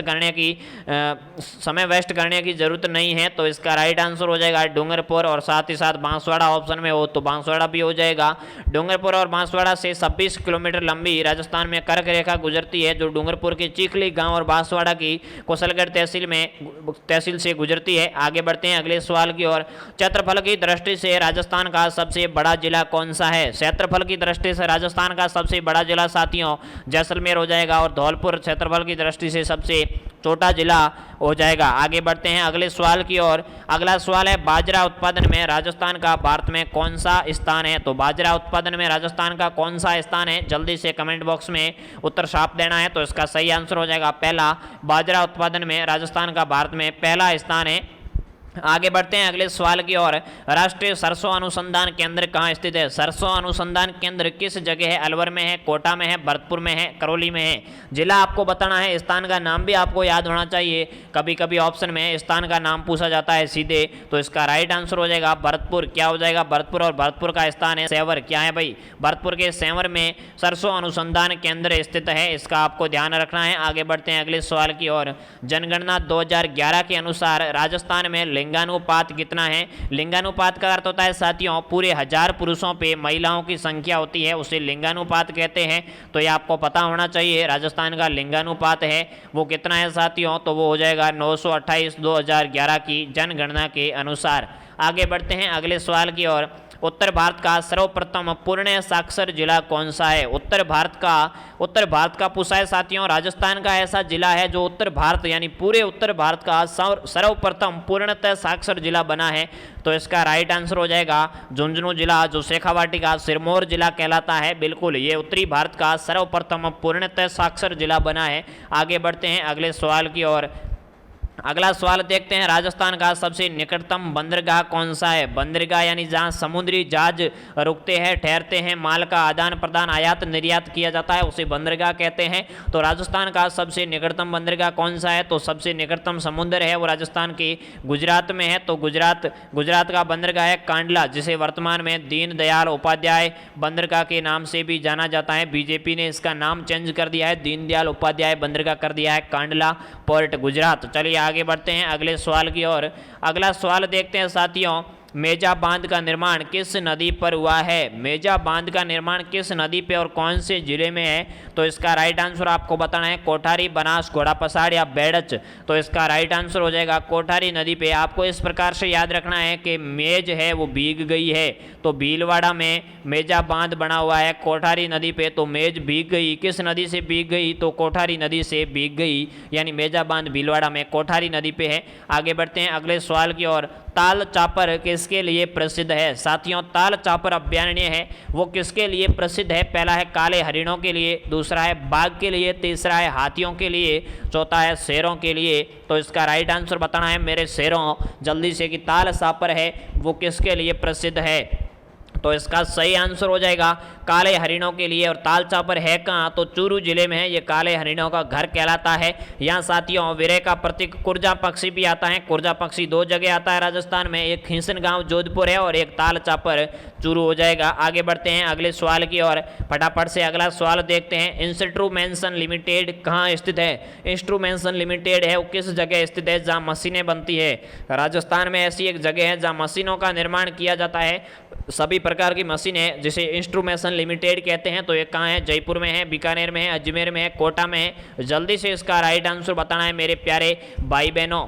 तो जल्दी से कमेंट बॉक्स में इसका सही आंसर है वो साफ दीजिएगा, उसके बाद में मैं आपको इसका राइट आंसर बताता हूँ। मुश्किलों से भाग जाना आसान होता है, थोड़ा बहुत आपको मोटिवेशन भी कर देता हूँ कि मुश्किलों से भाग जाना आसान होता है, हर पल जिंदगी का इम्तिहान होता है। डरने वालों को मिलता नहीं है कुछ जिंदगी में, और लड़ने वालों के कदमों में सारा जहाँ होता है, लड़ने वालों के कदमों में सारा संचार होता है। तो इसका सही आंसर हो जाएगा साथियों कोटा। कौन सा जिला हो जाएगा? इसका सही आंसर हो जाएगा कोटा जिला। आगे बढ़ते हैं अगले सवाल की ओर। राजस्थान की धातु नगरी कौन सा जिला कहलाता है? राजस्थान की धातु नगरी कौन सा जिला कहलाता है? पहला है भीलवाड़ा, दूसरा है जयपुर, तीसरा है नागौर और चौथा जिला आप कोई सा भी ऑप्शन में मान सकते हो। राइट आंसर आपको इन तीनों में से ही बताना है, एक ऑप्शन नीचे रह गया है। चलिए तो इसका राइट आंसर हो जाएगा नागौर जिले को राजस्थान की धातु नगरी कहते हैं। आगे बढ़ते हैं अगले सवाल की ओर। अगला सवाल देखते हैं, किस जिले में मैग्नीज अधिक मात्रा में निकाला जाता है? यानी कौन से जिले में मैग्नीज खनिज है वो सबसे ज़्यादा पाया जाता है? तो इसका आपको राइट आंसर बताना है। मैग्नीज किस प्रकार का खनिज है आपको पता होना चाहिए। ये एक धात्विक प्रकार का खनिज है और धात्विक में भी लोह अयस्क प्रधान खनिज है। तो यह सबसे ज़्यादा है वो बांसवाड़ा जिले में निकाला जाता है। इसका राइट आंसर हो जाएगा बांसवाड़ा, डी बिल्कुल सही है। आगे बढ़ते हैं अगले सवाल की ओर। विश्व का सर्वश्रेष्ठ लिग्नाइट है वो कहाँ पाया जाता है? दुनिया का सर्वश्रेष्ठ यानी सबसे अच्छा लिग्नाइट क्या होता है? लिग्नाइट कोयला होता है। तो लिग्नाइट कोयला है वो दुनिया का सर्वश्रेष्ठ है, वो कहाँ पाया जाता है? पहला है पलाना में, दूसरा है बीकानेर में, तीसरा है अलवर में और चौथा है कोटा में। तो इसका राइट आंसर हो जाएगा पलाना। और पलाना कहाँ है मेरे साथियों? पलाना बीकानेर में ही है। तो इसका राइट आंसर हो जाएगा पलाना बीकानेर। आगे बढ़ते हैं अगले सवाल की ओर। एशिया की सबसे बड़ी कृत्रिम झील कौन सी है? किसकी पूछा है साथियों? एशिया महाद्वीप की सबसे बड़ी कृत्रिम झील है। हमारा सौभाग्य है कि वो राजस्थान में है। कहाँ है भाई? पूरे एशिया महाद्वीप की जो सबसे बड़ा महाद्वीप है उसकी बड़ी कृत्रिम झील है, दूसरी बड़ी कृत्रिम झील वो राजस्थान में है। तो इसका राइट आंसर हो जाएगा जयसमंद झील उदयपुर, जो भारत और राजस्थान की सबसे बड़ी कृत्रिम झील मानी जाती है। आगे बढ़ते हैं अगले सवाल की ओर। कृत्रिम का अर्थ होता है मानव निर्मित और प्राकृतिक का है, प्राकृतिक जो अपने आप बनी हुई होती है। चलिए इसका राइट आंसर अगले सवाल की ओर आगे बढ़ते हैं। गीदड़ नृत्य होता है, गीदड़ नृत्य किस क्षेत्र का प्रसिद्ध है? पहला है शेखावाटी का, दूसरा है बागड़ का, तीसरा तोरावाटी का, चौथा है हाड़ौती प्रदेश का। तो इसका सही आंसर आपको बताना है गीदड़ नृत्य किस क्षेत्र में किया जाता है। इसका राइट आंसर हो जाएगा शेखावाटी में। शेखावाटी में साथियों संग ढप किस प्रकार की नृत्य है? संग ढप और कच्ची घोड़ी और गीदड़ नृत्य है वो शेखावाटी क्षेत्र के प्रसिद्ध है। ये नृत्य आपको याद रखने हैं। आगे बढ़ते हैं अगले सवाल की ओर। अग्नि नृत्य किस संप्रदाय द्वारा किया जाता है? एक दोहा प्रसिद्ध है बहुत, मुझे याद आ गया है। संवत 1500 के तेष्ट गुरुदेव जसनाथ आश्विन शुक्ला सप्तमी लियो देव अवतार, यानी जसनाथ जी के जन्म से संबंधित एक दोहा है कि आश्विन शुक्ला सप्तमी लियो देव अवतार। चलिए, तो इसका राइट आंसर क्या होगा? अग्नि नृत्य वो जसनाथ जी महाराज से ही संबंधित है, इसी वजह से मैंने आपको जसनाथ जी से संबंधित एक दोहा है वो सुनाया है। तो अग्नि नृत्य कहाँ का प्रसिद्ध है? कतरिया सर बीकानेर का जसनाती संप्रदाय से है, जिसके 36 नियम है और ये नृत्य है वो फतेह फतेह की आवाज़ के साथ किया जाता है। जलती अग्नि पे नाचा जाता है। जसनाथ जी के सिद्ध है वो क्या है? कृषि कार्यों से संबंधित क्रियाएं करते हैं। चलिए आगे बढ़ते हैं अगले सवाल की ओर। सुशिर वाद्यों में सर्वश्रेष्ठ कौन सा है? सुशिर वाद्य कौन से होते हैं? वाद्य यंत्रों के 4 प्रकार है, जिसमें सुशिर वाद्य यंत्र वो होते हैं जो फूंक मार के बजाए जाते हैं, जो हवा से बजाए जाते हैं। तो इसका राइट आंसर क्या होगा? अलगोजा होगा, जो राजस्थान का राज्य वाद्य यंत्र है। क्या है? अलगोजा राजस्थान का राज्य वाद्य यंत्र है। तो यह सर्वश्रेष्ठ वाद्य यंत्र है सुशिर वाद्यों में। चलिए भाई आगे बढ़ते हैं अगले सवाल की ओर। अगला सवाल देखते हैं, कपिल मुनि का मेला कहाँ भरता है? कपिल मुनि का मेला किस जगह भरता है साथियों? पहला ऑप्शन है बीकानेर, दूसरा है कोलायत, तीसरा है देशनोक और चौथा है करौली। जल्दी से इसका राइट आंसर आपको बताना है। कपिल मुनि का मेला है वो किस जगह भरता है? तो इसका राइट आंसर हो जाएगा कोलायत झील के तट पे कपिल मुनि का मेला कार्तिक पूर्णिमा को भरता है। कब भरता है साथियों? कार्तिक पूर्णिमा को कपिल मुनि का मेला कोलायत बीकानेर में भरता है। साथियों आगे बढ़ते हैं अगले सवाल की ओर। अभी तक किसी ने क्लास को शेयर नहीं किया है, क्लास को लाइक नहीं किया है, चैनल को सब्सक्राइब नहीं किया है, तो जल्दी से भाई ये काम सबसे पहले कर दीजिए। उसके बाद अपन बढ़ते हैं सवालों की ओर आगे। PDF आपको टेलीग्राम के माध्यम से निःशुल्क मिल जाएगी, जिसका लिंक डिस्क्रिप्शन में वीडियो अपलोड होने के बाद आ जाएगा। चलिए अगला सवाल है, गणगौर का त्योहार किस महीने में आता है? गणगौर तीज त्योहारा बावड़ी ले डूबी गणगौर। तो गणगौर है वो किस महीने में आता है? चैत्र, वैशाख, ज्येष्ठ और फाल्गुन। जल्दी से आपको बताना है। तीज त्योहारा बावड़ी ले डूबी गणगौर, ये बहुत फेमस कविता है, त्योहारों से संबंधित दुआ है। चलिए तो इसका राइट आंसर हो जाएगा, ये चैत्र मास में मनाई जाती है। चैत्र शुक्ल तृतीया को गणगौर का त्यौहार है वो मनाया जाता है। आगे बढ़ते हैं भाई अगले सवाल की ओर। अगला सवाल देखते हैं, किस दिन लीलटंस पक्षी का दिखना शुभ माना जाता है? कौन से दिन यानी किस दिवस के अवसर पे लीलटंस पक्षी का दिखना शुभ माना जाता है? लीलटंस एक कविता संग्रह भी है, किसका है? कन्हैयालाल सेठिया जी का कविता संग्रह है लीलटंस। क्या है भाई? कन्हैयालाल जी की कविता है लीलटंस लिखी गई है। तो लीलटंस एक पक्षी है, किस अवसर पे दिखना शुभ माना जाता है? तो इसका राइट आंसर हो जाएगा दशहरे के दिन। और दशहरा कब मनाया जाता है? आश्विन शुक्ल दशमी को। आगे बढ़ते हैं भाई अगले सवाल की ओर। लड़के के जन्म पर थाली बजाई जाती है, किस धातु की होती है? लड़के के जन्म पे जो थाली बजाई जाती है वो किस धातु की होती है? अब आप कहोगे सर सोना मिलता है तो सोने की बजा देते हैं, चांदी मिलती है तो चांदी की बजा देते हैं, कांसा मिलता है तो कांसे की बजा देते हैं। तो सबसे हर घरों में कौन क्या मिलता है भाई? कांसे की थाली मिलती है। बाकी सोने चांदी के बर्तन हैं वो इतने घरों में नहीं मिलते हैं, क्योंकि सोना चांदी है वो कीमती धातु है। तो कांसा इसका सही राइट आंसर हो जाएगा। बाकी इसमें आप ऑप्शन के आधार पे और भी कर सकते हो। अगर कांसा नहीं होता तो सोना सही हो जाता, चांदी भी सही माना जा सकता है, इसमें भी कोई गलत नहीं है। आगे बढ़ते हैं अगले सवाल की ओर। डिंगल का हिरोंस किसे कहा जाता है? डिंगल क्या है साथियों? डिंगल एक भाषा है। तो डिंगल का हिरोंस यानी डिंगल भाषा का हीरो किसे कहा जाता है? पहला है पृथ्वीराज राठौड़ को, दूसरा है शिवचंद भरतिया को, तीसरा अंबिका दत्त व्यास को और चौथा है मूणोत नैणसी को। जल्दी से इसका राइट आंसर बताएं। डिंगल का हिरोंस किससे कहा जाता है? कमेंट बॉक्स में सही आंसर सारे मेरे भाई बहन बताएंगे। जो भी साथी जुड़े हैं उनका बहुत बहुत स्वागत है। तो इसका राइट आंसर हो जाएगा पृथ्वीराज राठौड़ को डिंगल का हेरोंस कहा जाता है, जिन्होंने वैली की संरुकमणी की और गंगा लहरी समेत बहुत सारे ग्रंथ हैं वो लिखे थे। ये बीकानेर के थे, कल्याणमल के पुत्र थे। आगे बढ़ते हैं अगले सवाल की ओर। अगला सवाल देखते हैं, कौन सा लोक देवता पंच पीरों में नहीं आता है? राजस्थान में 5 लोक देवताओं को पंच पीरों के नाम से जाना जाता है। तो इनमें से कौन सा लोक देवता है वो पंच पीरों में नहीं आता है? तो इसका राइट आंसर आपको बताना है। हड़बू जी होगा, रामदेव जी होगा, तेजा जी होगा या पाबू जी होगा।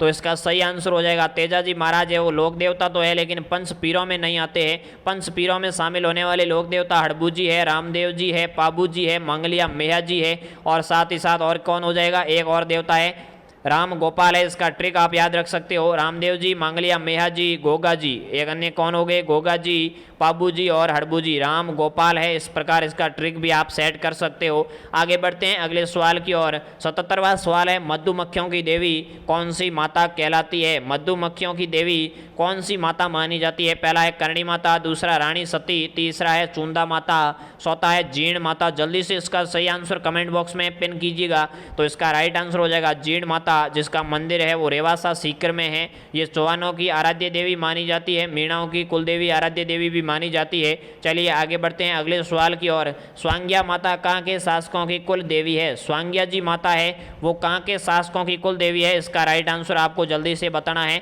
तो इसका सही आंसर हो जाएगा जैसलमेर के शासकों की। और जैसलमेर में कौन सा राजवंश शासन करता था? तो भाटी राजवंश की कुल देवी है वो स्वांग्या माता को माना जाता है। आगे बढ़ते हैं अगले सवाल की ओर।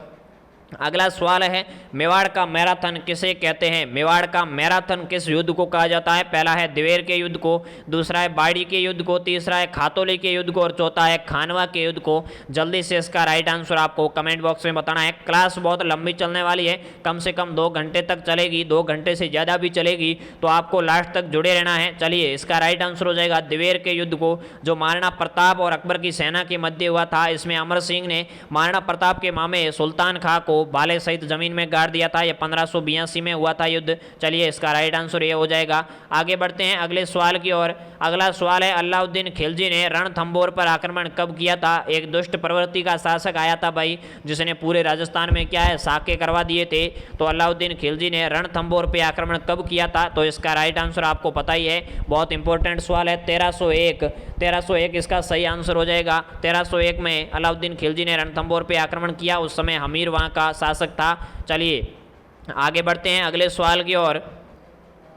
चलिए अगला सवाल है, राजस्थान के गांधी किसे कहते हैं? राजस्थान का गांधी कौन सा महापुरुष कहलाता है? पहला है गोकुलभाई भट्ट, दूसरा है भूलाभाई देसाई, तीसरा है माणिक्यलाल वर्मा और चौथा है खान अब्दुल गफ्फार खान। तो जल्दी से इसका राइट आंसर कमेंट बॉक्स में बताना है।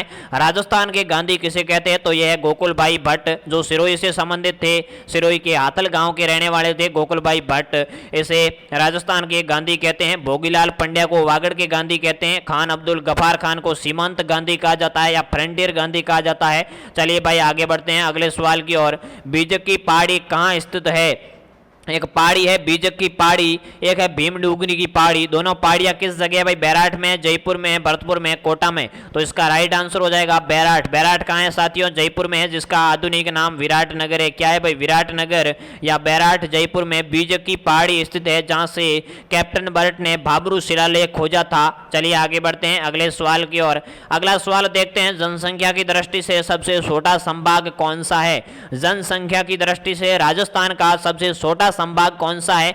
तो इसका राइट आंसर आपको बताना है। इसका राइट आंसर हो जाएगा कोटा संभाग, और सबसे बड़ा संभाग पूछे तो आपका बड़ा हो जाएगा जयपुर। चलिए भाई आगे बढ़ते हैं अगले सवाल की ओर। अगला सवाल है, सुमेलित कीजिए। इस प्रकार के सवाल भी आपके बहुत ज्यादा आने वाले हैं, क्योंकि यह अधीनस्थ बोर्ड है, सवाल है वो ढंग के बनाता है। तो सुमेलित कीजिए। पहला है, नवलखा झील कहाँ है भाई? बूंदी में, बिल्कुल सही है। गैब सागर झील डूंगरपुर, बिल्कुल सही है। गैब सागर को एडवर्ड सागर भी कहा जाता है। बालसमंद झील, तो ये बिल्कुल सही है, जोधपुर में है। कोलायत झील, कोलायत कहाँ है भाई? बीकानेर में, बिल्कुल सही है, यानी सारों भी सही है। यानी इसका सही कूट है वो क्या हो जाएगा, अभी आपको बता देता हूँ। इसका राइट आंसर ए हो जाएगा। 1 2 3 4 चारों सही है। ABCD बिल्कुल फिक्स मिलान हो रहा है। तो आगे बढ़ते हैं अगले सवाल की ओर। जिन वनों पे पूर्ण सरकारी नियंत्रण होता है वे क्या कहलाते हैं? ऐसे कौन से वन होते हैं जिसपे पूर्ण सरकारी नियंत्रण होता है, यानी वो सरकार के अंडर में होते हैं, जहाँ अपन लकड़ी वगैरह, पशुचारण वगैरह नहीं कर सकते हैं, लकड़ियाँ नहीं काट सकते हैं? तो इसका राइट आंसर हो जाएगा आरक्षित वन। क्या होते हैं? जो पूर्ण सरकार के अधीन होते हैं उसे आरक्षित वन कहा जाता है। आगे बढ़ते हैं अगले सवाल की ओर।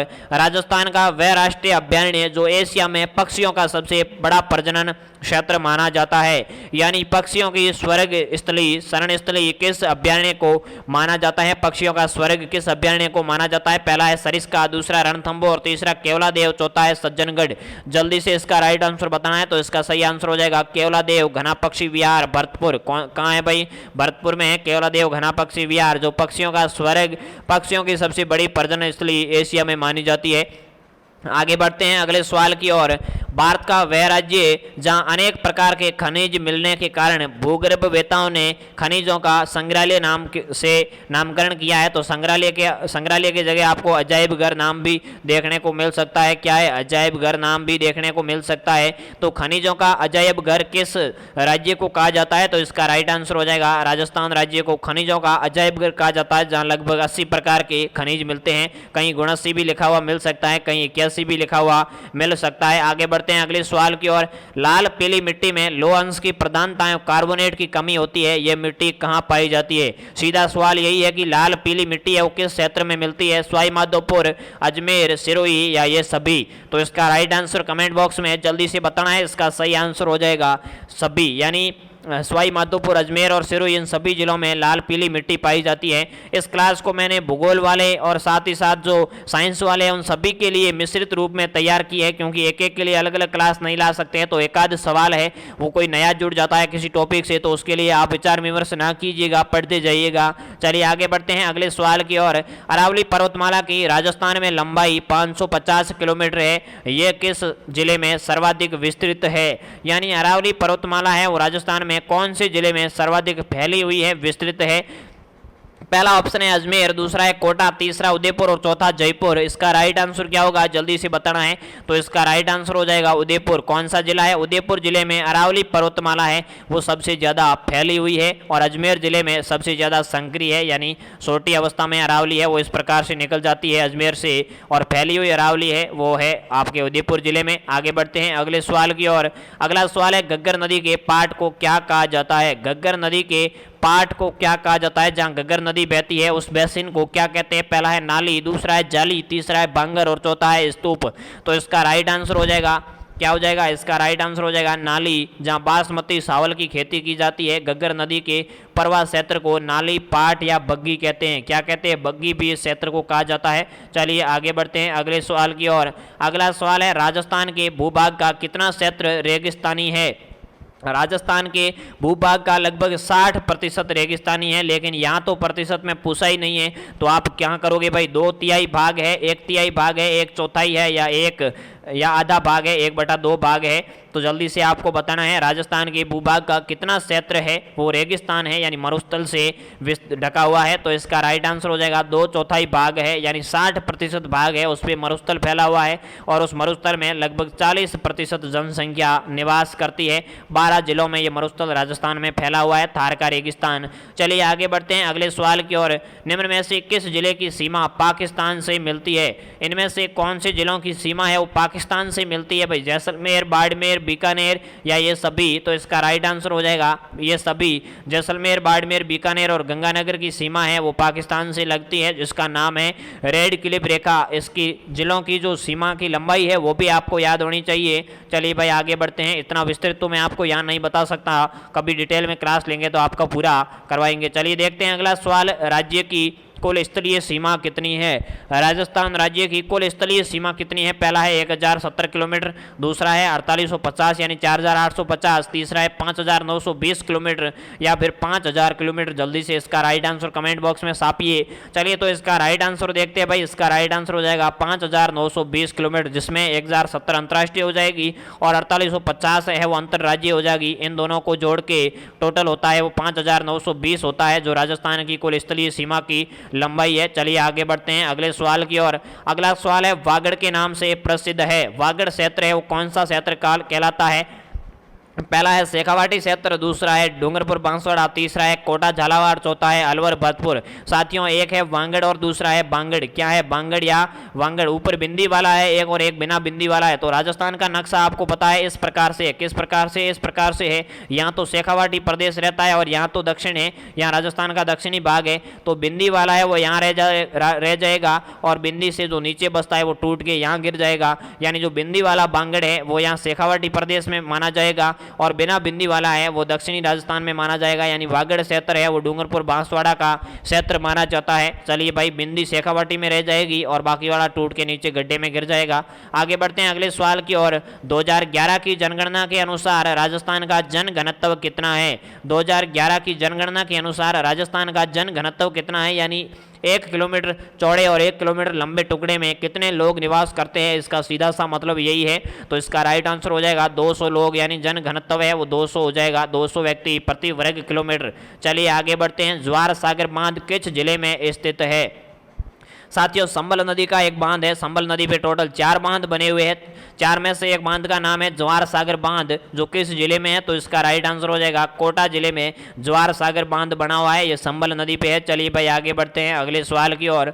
अगला सवाल है, राजस्थान का पहला पवन ऊर्जा संयंत्र लगाया गया है, यानी राजस्थान का सबसे पहला पवन ऊर्जा संयंत्र है, पवन चक्की है, वो कहाँ लगाई गई? पहला है टोंक, दूसरा है जैसलमेर, तीसरा है सिरोही और चौथा है गंगानगर। तो आपको पता है जैसलमेर का क्षेत्रफल बहुत ज्यादा है, लोग बहुत कम निवास करते हैं, जनसंख्या बहुत कम है, खाली क्षेत्र पड़ा है। जहां मरुस्थल का क्षेत्र है वहां सबसे पहले अमर सागर जैसलमेर में पवन सखी लगाई गई। कहां लगाई भाई? अमर सागर जैसलमेर में सबसे पहले पवन सखी लगाई गई, पवन ऊर्जा संयंत्र लगाया गया। तो इसका राइट आंसर हो जाएगा बी जैसलमेर। आगे बढ़ते हैं अगले सवाल की ओर। भारत सरकार ने 1973 में किस चित्र शैली के चित्र का डाक टिकट में उल्लेख किया? यानी भारत सरकार ने 1973 में किस चित्र शैली के चित्र को डाक टिकट में शामिल किया? पहला है नाथद्वारा, दूसरा है आमेर, तीसरा है देवगढ़ और चौथा है किशनगढ़। यानी राजस्थान की कौन सी चित्र शैली का चित्र है वो भारत सरकार ने डाक टिकट के रूप में जारी किया? तो इसका राइट आंसर हो जाएगा किशनगढ़ शैली, जिसे बनी ठनी पेंटिंग भी कहते हैं। क्या कहते हैं? बनी ठनी पेंटिंग, जिसे भारत की मोनालिसा भी एरिडिक्सन ने कहा था। तो इसका राइट आंसर हो जाएगा किशनगढ़ अजमेर की बनी ठनी चित्र शैली। आगे बढ़ते हैं भाई, मालानी नस्ल है, यानी मालानी नस्ल है वो किस पशु की है? भेड़ की है, बकरी की है, ऊंट की है या घोड़े की है? जल्दी से बताना है भाई, मालानी नस्ल है वो किस पशु की है? क्लास आपको कैसी लग रही है कमेंट करके जरूर बताएं। अभी तक आपने क्लास को शेयर नहीं किया तो एक बार अवश्य शेयर करें, साथ ही साथ चैनल पर पहली बार आए तो चैनल को सब्सक्राइब करके वीडियो को लाइक जरूर कीजिएगा। तो इसका राइट आंसर हो जाएगा साथियों मालानी नस्ल है वो घोड़े की नस्ल है, और ये मालानी नस्ल है वो बाड़मेर के घोड़ा मालानी के आसपास सबसे ज्यादा पाई जाती है, और घोड़े की सर्वश्रेष्ठ नस्ल भी मानी जाती है मालानी नस्ल। चलिए भाई आगे बढ़ते हैं अगले सवाल की ओर। राजस्थान का सबसे बड़ा नेशनल हाईवे कौन सा है? राजस्थान का सबसे बड़ा नेशनल हाईवे कौन सा है? इसका राइट आंसर जल्दी से आपको कमेंट बॉक्स में बताना है। चलिए तो इसका राइट आंसर हो जाएगा NH-15। क्या हो जाएगा? NH-15, जिसका नया नाम NH-68 है, और राज्य का सबसे व्यस्तम राजमार्ग है वो NH-8 है, जिसका नया नाम NH-48 कर दिया गया है। तो ये आपको नए नाम है वो याद रखने हैं। राजस्थान का सबसे बड़ा नेशनल हाईवे, सबसे लंबा, बड़े को आप लंबा कह सकते हो, तो ये 68 हो जाएगा, और 15 इसका उत्तर माना जा सकता है। आगे बढ़ते हैं अगले सवाल की ओर। अगला सवाल देखते हैं। अगला सवाल है, ऊपर चला गया है, एक बार दोबारा नीचे ले लेते हैं। राजस्थान में प्रत्येक वर्ष चैत्र मास में गणगौर पूजन उत्सव की तिथि कौन सी है? राजस्थान में चैत्र मास में जो गणगौर पूजन होता है वो किस तिथि को होता है? अगला सवाल है। तो इसका राइट आंसर हो जाएगा शुक्ल पक्ष की तृतीया को राजस्थान में गणगौर उत्सव है वो मनाया जाता है। बिल्कुल सही, इसका ए आंसर हो जाएगा। आगे बढ़ते हैं अगले सवाल की ओर। अगला सवाल देखते हैं, 11वीं सदी का प्रसिद्ध सास बहू का मंदिर कौन सा है? 11वीं सदी का प्रसिद्ध सास बहू का मंदिर कहाँ है भाई? पहला ऑप्शन है उदयपुर, दूसरा है जोधपुर, तीसरा है अजमेर और चौथा है अलवर।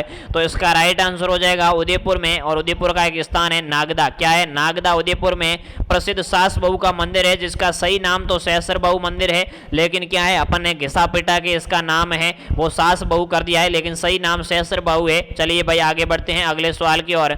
अगला सवाल है, राजस्थान के भीनमाल कस्बे में आने वाला चीनी यात्री कौन सा था? यानी चीनी राजदूतों में राजस्थान के भीनमाल कस्बे में कौन सा आया था भाई? पहला है फाइयान, दूसरा वैनसांग, तीसरा इचिंग और चौथा है तेनबिंग। जल्दी से इसका राइट आंसर आपको बताना है। इसका सही आंसर हो जाएगा साथियों वैनसांग, जिसे यात्रियों का राजकुमार भी कहते हैं। इसने भीनमाल को पीलो मोलो नाम की संज्ञा दी थी। भीनमाल को क्या कहा भाई? इसने पीलो मोलो कहा था, यह आपको पता होना चाहिए। और मारवाड़ प्रदेश को इसने कुचेलो प्रदेश भी कहा था। चलिए आगे बढ़ते हैं अगले सवाल की ओर। ग्रासियों द्वारा किया जाने वाला नृत्य कौन सा है? ग्रासिया जनजाति के द्वारा कौन सा नृत्य किया जाता है? वालर, संकरिया, घुड़ला, पणियारी। ये नृत्य आपको किसी ट्रिक से माध्यम से रट लेने चाहिए, नहीं तो क्या है इधर उधर हो सकते हैं। तो इसका राइट आंसर क्या होता है मेरे साथियों? इसका राइट आंसर हो जाएगा वालर नृत्य, जो बिना वाद्य यंत्र के किया जाता है। यानी बिना वाद्य यंत्र के किया जाने वाला एकमात्र नृत्य कौन सा हो जाएगा? ये वालर नृत्य हो जाएगा, जो सिरोही साइड में किया जाता है, क्योंकि ग्रासिया है वो सर्वाधिक सिरोही में ही निवास करते हैं। चलिए अगले सवाल की ओर आगे बढ़ते हैं। राजस्थान में कौन सी प्रथा मृत्यु से संबंधित नहीं है, यानी कौन सी प्रथा है वो मृत्यु से संबंधित नहीं है। पहला है पगड़ी की रस्म, दूसरा है उठावना, बिल्कुल है, बाल मुंडवाना ये भी है और पगड़ी की रस्म भी है, लेकिन जुआ जुई है वो शादी से संबंधित है, तो ये इसका राइट आंसर डी हो जाएगा। मृत्यु से संबंधित जुआ जुई है वो नहीं है। आगे बढ़ते हैं अगले सवाल की ओर। अगला सवाल देखते हैं, निम्बारक संप्रदाय की प्रमुख पीठ कहाँ स्थित है। निम्बारक संप्रदाय की प्रमुख पीठ कहाँ स्थित है। पहला है नाथद्वारा, दूसरा है गोगुंदा, तीसरा है सलेमाबाद और चौथा है इनमें से कोई नहीं। तो जल्दी से इसका राइट आंसर बताना है। निम्बारक संप्रदाय की प्रधान पीठ कहाँ है, इसका सही आंसर हो जाएगा सलेमाबाद अजमेर। कहाँ है भाई, सलेमाबाद अजमेर इसका राइट आंसर हो जाएगा, जो रूपनगढ़ नदी के तट पर है। कौन सी नदी, रूपनगढ़ नदी के तट पे है। चलिए जो सांबर झील में गिरती है। आगे बढ़ते हैं अगले सवाल की ओर। 7वां सवाल है, यानी 107वां सवाल है, हुरडा किस रियासत में स्थित था। क्लास बहुत लंबी चलने वाली है, क्लास में एंड तक बने रहना है, बहुत इंपॉर्टेंट सवाल है। जिन्होंने इस क्लास को लास्ट तक देखा है, मैं कहता हूं बहुत ज़्यादा बेनिफिट होगा। एग्जाम में आप मुझे याद करोगे कि सर आपने बहुत अच्छा है वो रिवीजन हमारा करवाया था, तो ये बिल्कुल पढ़ते जाइएगा। अभी तक शेयर नहीं किया तो एक बार शेयर कर दो, साथ ही साथ चैनल को सब्सक्राइब लाइक भी कर दीजिएगा। तो देखते हैं इसका राइट आंसर हुरडा है वो किस रियासत में स्थित था। हुरडा क्यों फेमस था साथियों, हुरडा सम्मेलन हुआ था। क्या हुआ था भाई, हुरडा सम्मेलन हुआ था 17/7/1734 में। कब हुआ, 17/7/1734 में। मराठों को रोकने के लिए हुरडा सम्मेलन राजस्थान के राजपूत शासकों ने बुलाया था, वो मेवाड़ रियासत में था। और हुरडा कहाँ है, भीलवाड़ा। जिला पूछे तो भीलवाड़ा हो जाएगा और रियासत पूछे तो मेवाड़ हो जाएगा। आगे बढ़ते हैं भाई अगले सवाल की ओर। अगला सवाल देखते हैं, राजस्थान संघ का निर्माण 25 मार्च 1948 का हुआ, इसमें राज्य प्रमुख किसे बनाया गया। यानी राजस्थान संघ का निर्माण 25 मार्च 1948 को हुआ, जो दूसरा चरण था, इसमें राज्य प्रमुख किसे बनाया। धौलपुर के महाराजा को, करौली के महाराजा को, कोटा के महाराजा को या फिर सिरोही के महाराजा को। तो इसका राइट आंसर हो जाएगा सेकंड चरण में 9 रियासतें मिली थी, जिसमें कोटा भी साथ में था। तो कोटा महाराव भीम सिंह था, उसको क्या है राज्य प्रमुख बनाया था। इसका सही आंसर हो जाएगा सी। आगे बढ़ते हैं अगले सवाल की ओर। अगला सवाल देखते हैं, राजस्थान का प्रसिद्ध औद्योगिक शहर कोटा किस नदी के तट पे है। राजस्थान का प्रसिद्ध औद्योगिक शहर, जिसे औद्योगिक नगरी भी कहते हैं, शैक्षिक नगरी भी कहते हैं, कोटा, वो किस नदी के तट पे है। तो इसका राइट आंसर आपको पता ही है, चंबल नदी के तट पे है। चंबल नदी के तट पे राजस्थान का शहर है कोटा, जिसे वर्तमान नालंदा भी कहते हैं। क्या कहते हैं भाई, शैक्षिक नगरी, वर्तमान नालंदा, औद्योगिक शहर भी कहते हैं। चलिए आगे बढ़ते हैं अगले सवाल की ओर। गायों की रक्षा में अपने प्राणोत्सर्ग करने वाले में कौन प्रसिद्ध है। यानी गायों की रक्षा के लिए अपने प्राण त्यागने वालों में से कौन प्रसिद्ध है। पहला है गोगाजी महाराज, दूसरा है तेजाजी महाराज, तीसरा है पाबूजी महाराज और चौथा है उपयुक्त सभी। तो इसका राइट आंसर हो जाएगा उपयुक्त सभी, इसका सही आंसर है। गोगाजी महाराज ने महमूद गजनवी से युद्ध किया था गायों के लिए, तेजाजी महाराज ने मेरों से युद्ध किया था गायों के लिए, और पाबूजी महाराज ने जायल के जिंदरा और खींसी से युद्ध किया था देवल चारणी की गायों के लिए। चलिए तो इसका राइट आंसर हो जाएगा उपयुक्त सभी। इन सभी देवी देवताओं को मेरा नमन है, गायों की रक्षा के लिए प्राण उत्सर्ग किए इन्होंने। चलिए अगला सवाल है, पीथल द्वारा डिंगल भाषा में लिखे गए ग्रंथ कौन से हैं। पीथल किसे कहते हैं पहले पता होना चाहिए। पृथ्वीराज राठौड़ को पीथल कहा जाता है। इन्होंने पीथल पाथल की जो कहानी बताई थी, उसमें पाथल है वो महाराणा प्रताप को कहा गया था। तो पीथल यानी पृथ्वीराज राठौड़ जो बीकानेर का था, इसने कौन से ग्रंथ लिखे डिंगल भाषा में। तो इसने गंगा लहरी, वेली किशन रुक्मणी, ए और बी दोनों लिखे थे। तो इसका राइट आंसर हो जाएगा डी, ए और बी दोनों।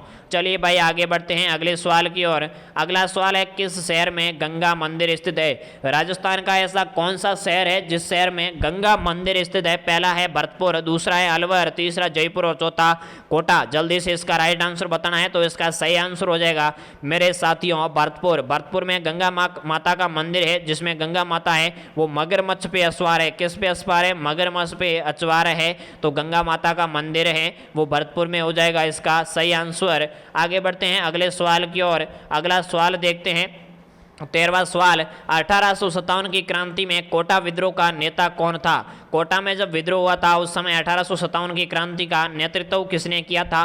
पहला है सूर्यमल मिश्रण, दूसरा है नवाब विलायत अली खान, तीसरा है केसरी सिंह और चौथा है मेराब खान। जल्दी से इसका राइट आंसर बताना है 113वें सवाल का। तो इसका सही आंसर हो जाएगा मेराब खान, और इसके साथ एक और था जयदयाल। कौन था, जयदयाल और मेराब खान ने कोटा के विद्रोह का नेतृत्व किया था। यहाँ का शासक राम सिंह था, जिसको इन्होंने कैद कर लिया था और बाद में इनको फांसी की सजा दी गई थी। चलिए आगे बढ़ते हैं अगले सवाल की ओर। अगला देखते हैं, राष्ट्रीय बीजीय मसाला अनुसंधान केंद्र कहाँ स्थित है। बहुत फेमस सवाल है, कम से कम 3 से 4 बार परीक्षा में पूछा जा चुका है। राष्ट्रीय बीजीय मसाला अनुसंधान केंद्र कहाँ स्थित है। तबीजी अजमेर में, तिजारा अलवर में, केसोराय पाटन बूंदी में, झालरा पाटन झालावाड़ में। तो इसका राइट आंसर हो जाएगा तबीजी अलवर में। राष्ट्रीय बीजीय, बीजीय कहाँ है, तबीजी में है, बीजीय कहाँ है, तबीजी में है, इस प्रकार आप रट सकते हो। तो बीजीय मसाला अनुसंधान है वो तबीजी अजमेर में। अब कई साथी कहेंगे सर रटने से क्या होगा, याद करना होगा, तो ऐसा नहीं है साथियों, रट्टा लगाना होता है और रट्टे से ही याद रहता है, समझना कुछ नहीं होता है। चलिए अगला क्वेश्चन देखते हैं। अगला क्वेश्चन, चलिए अगला सवाल देखते हैं, 15वां सवाल। 74वें संविधान संशोधन के अनुसार संविधान में स्थानीय शहरी निकाय के प्रशासन के लिए कौन सी अनुसूची जोड़ी गई है। यानी 74वां जो संविधान संशोधन हुआ था कब हुआ, 1978 में हुआ था। कब हुआ भाई, सॉरी 1978 में नहीं हुआ था, 1978 में 44वां संविधान संशोधन हुआ था। तो 74वां संविधान संशोधन है, उसमें शहरी निकाय के प्रशासन के लिए कौन सी अनुसूची जोड़ी गई है वो आपको बताना है। तो इसका राइट आंसर आपको बताना है अनुसूची 7, अनुसूची 9, अनुसूची 11, अनुसूची 12। तो इसका सही आंसर जल्दी से आपको बताना है। 74वें संविधान संशोधन में शहरी निकाय के प्रशासन के लिए कौन सी अनुसूची जोड़ी गई। तो इसका राइट आंसर हो जाएगा 12वीं अनुसूची जोड़ी गई, जिसमें लगभग 18 कामों को महत्व दिया गया है। 18 काम या मद कह सकते हो, तो 18 कामों को महत्व है वो 74वें संविधान में 12वीं अनुसूची में स्थानीय शहरी निकाय के लिए जोड़ा गया है।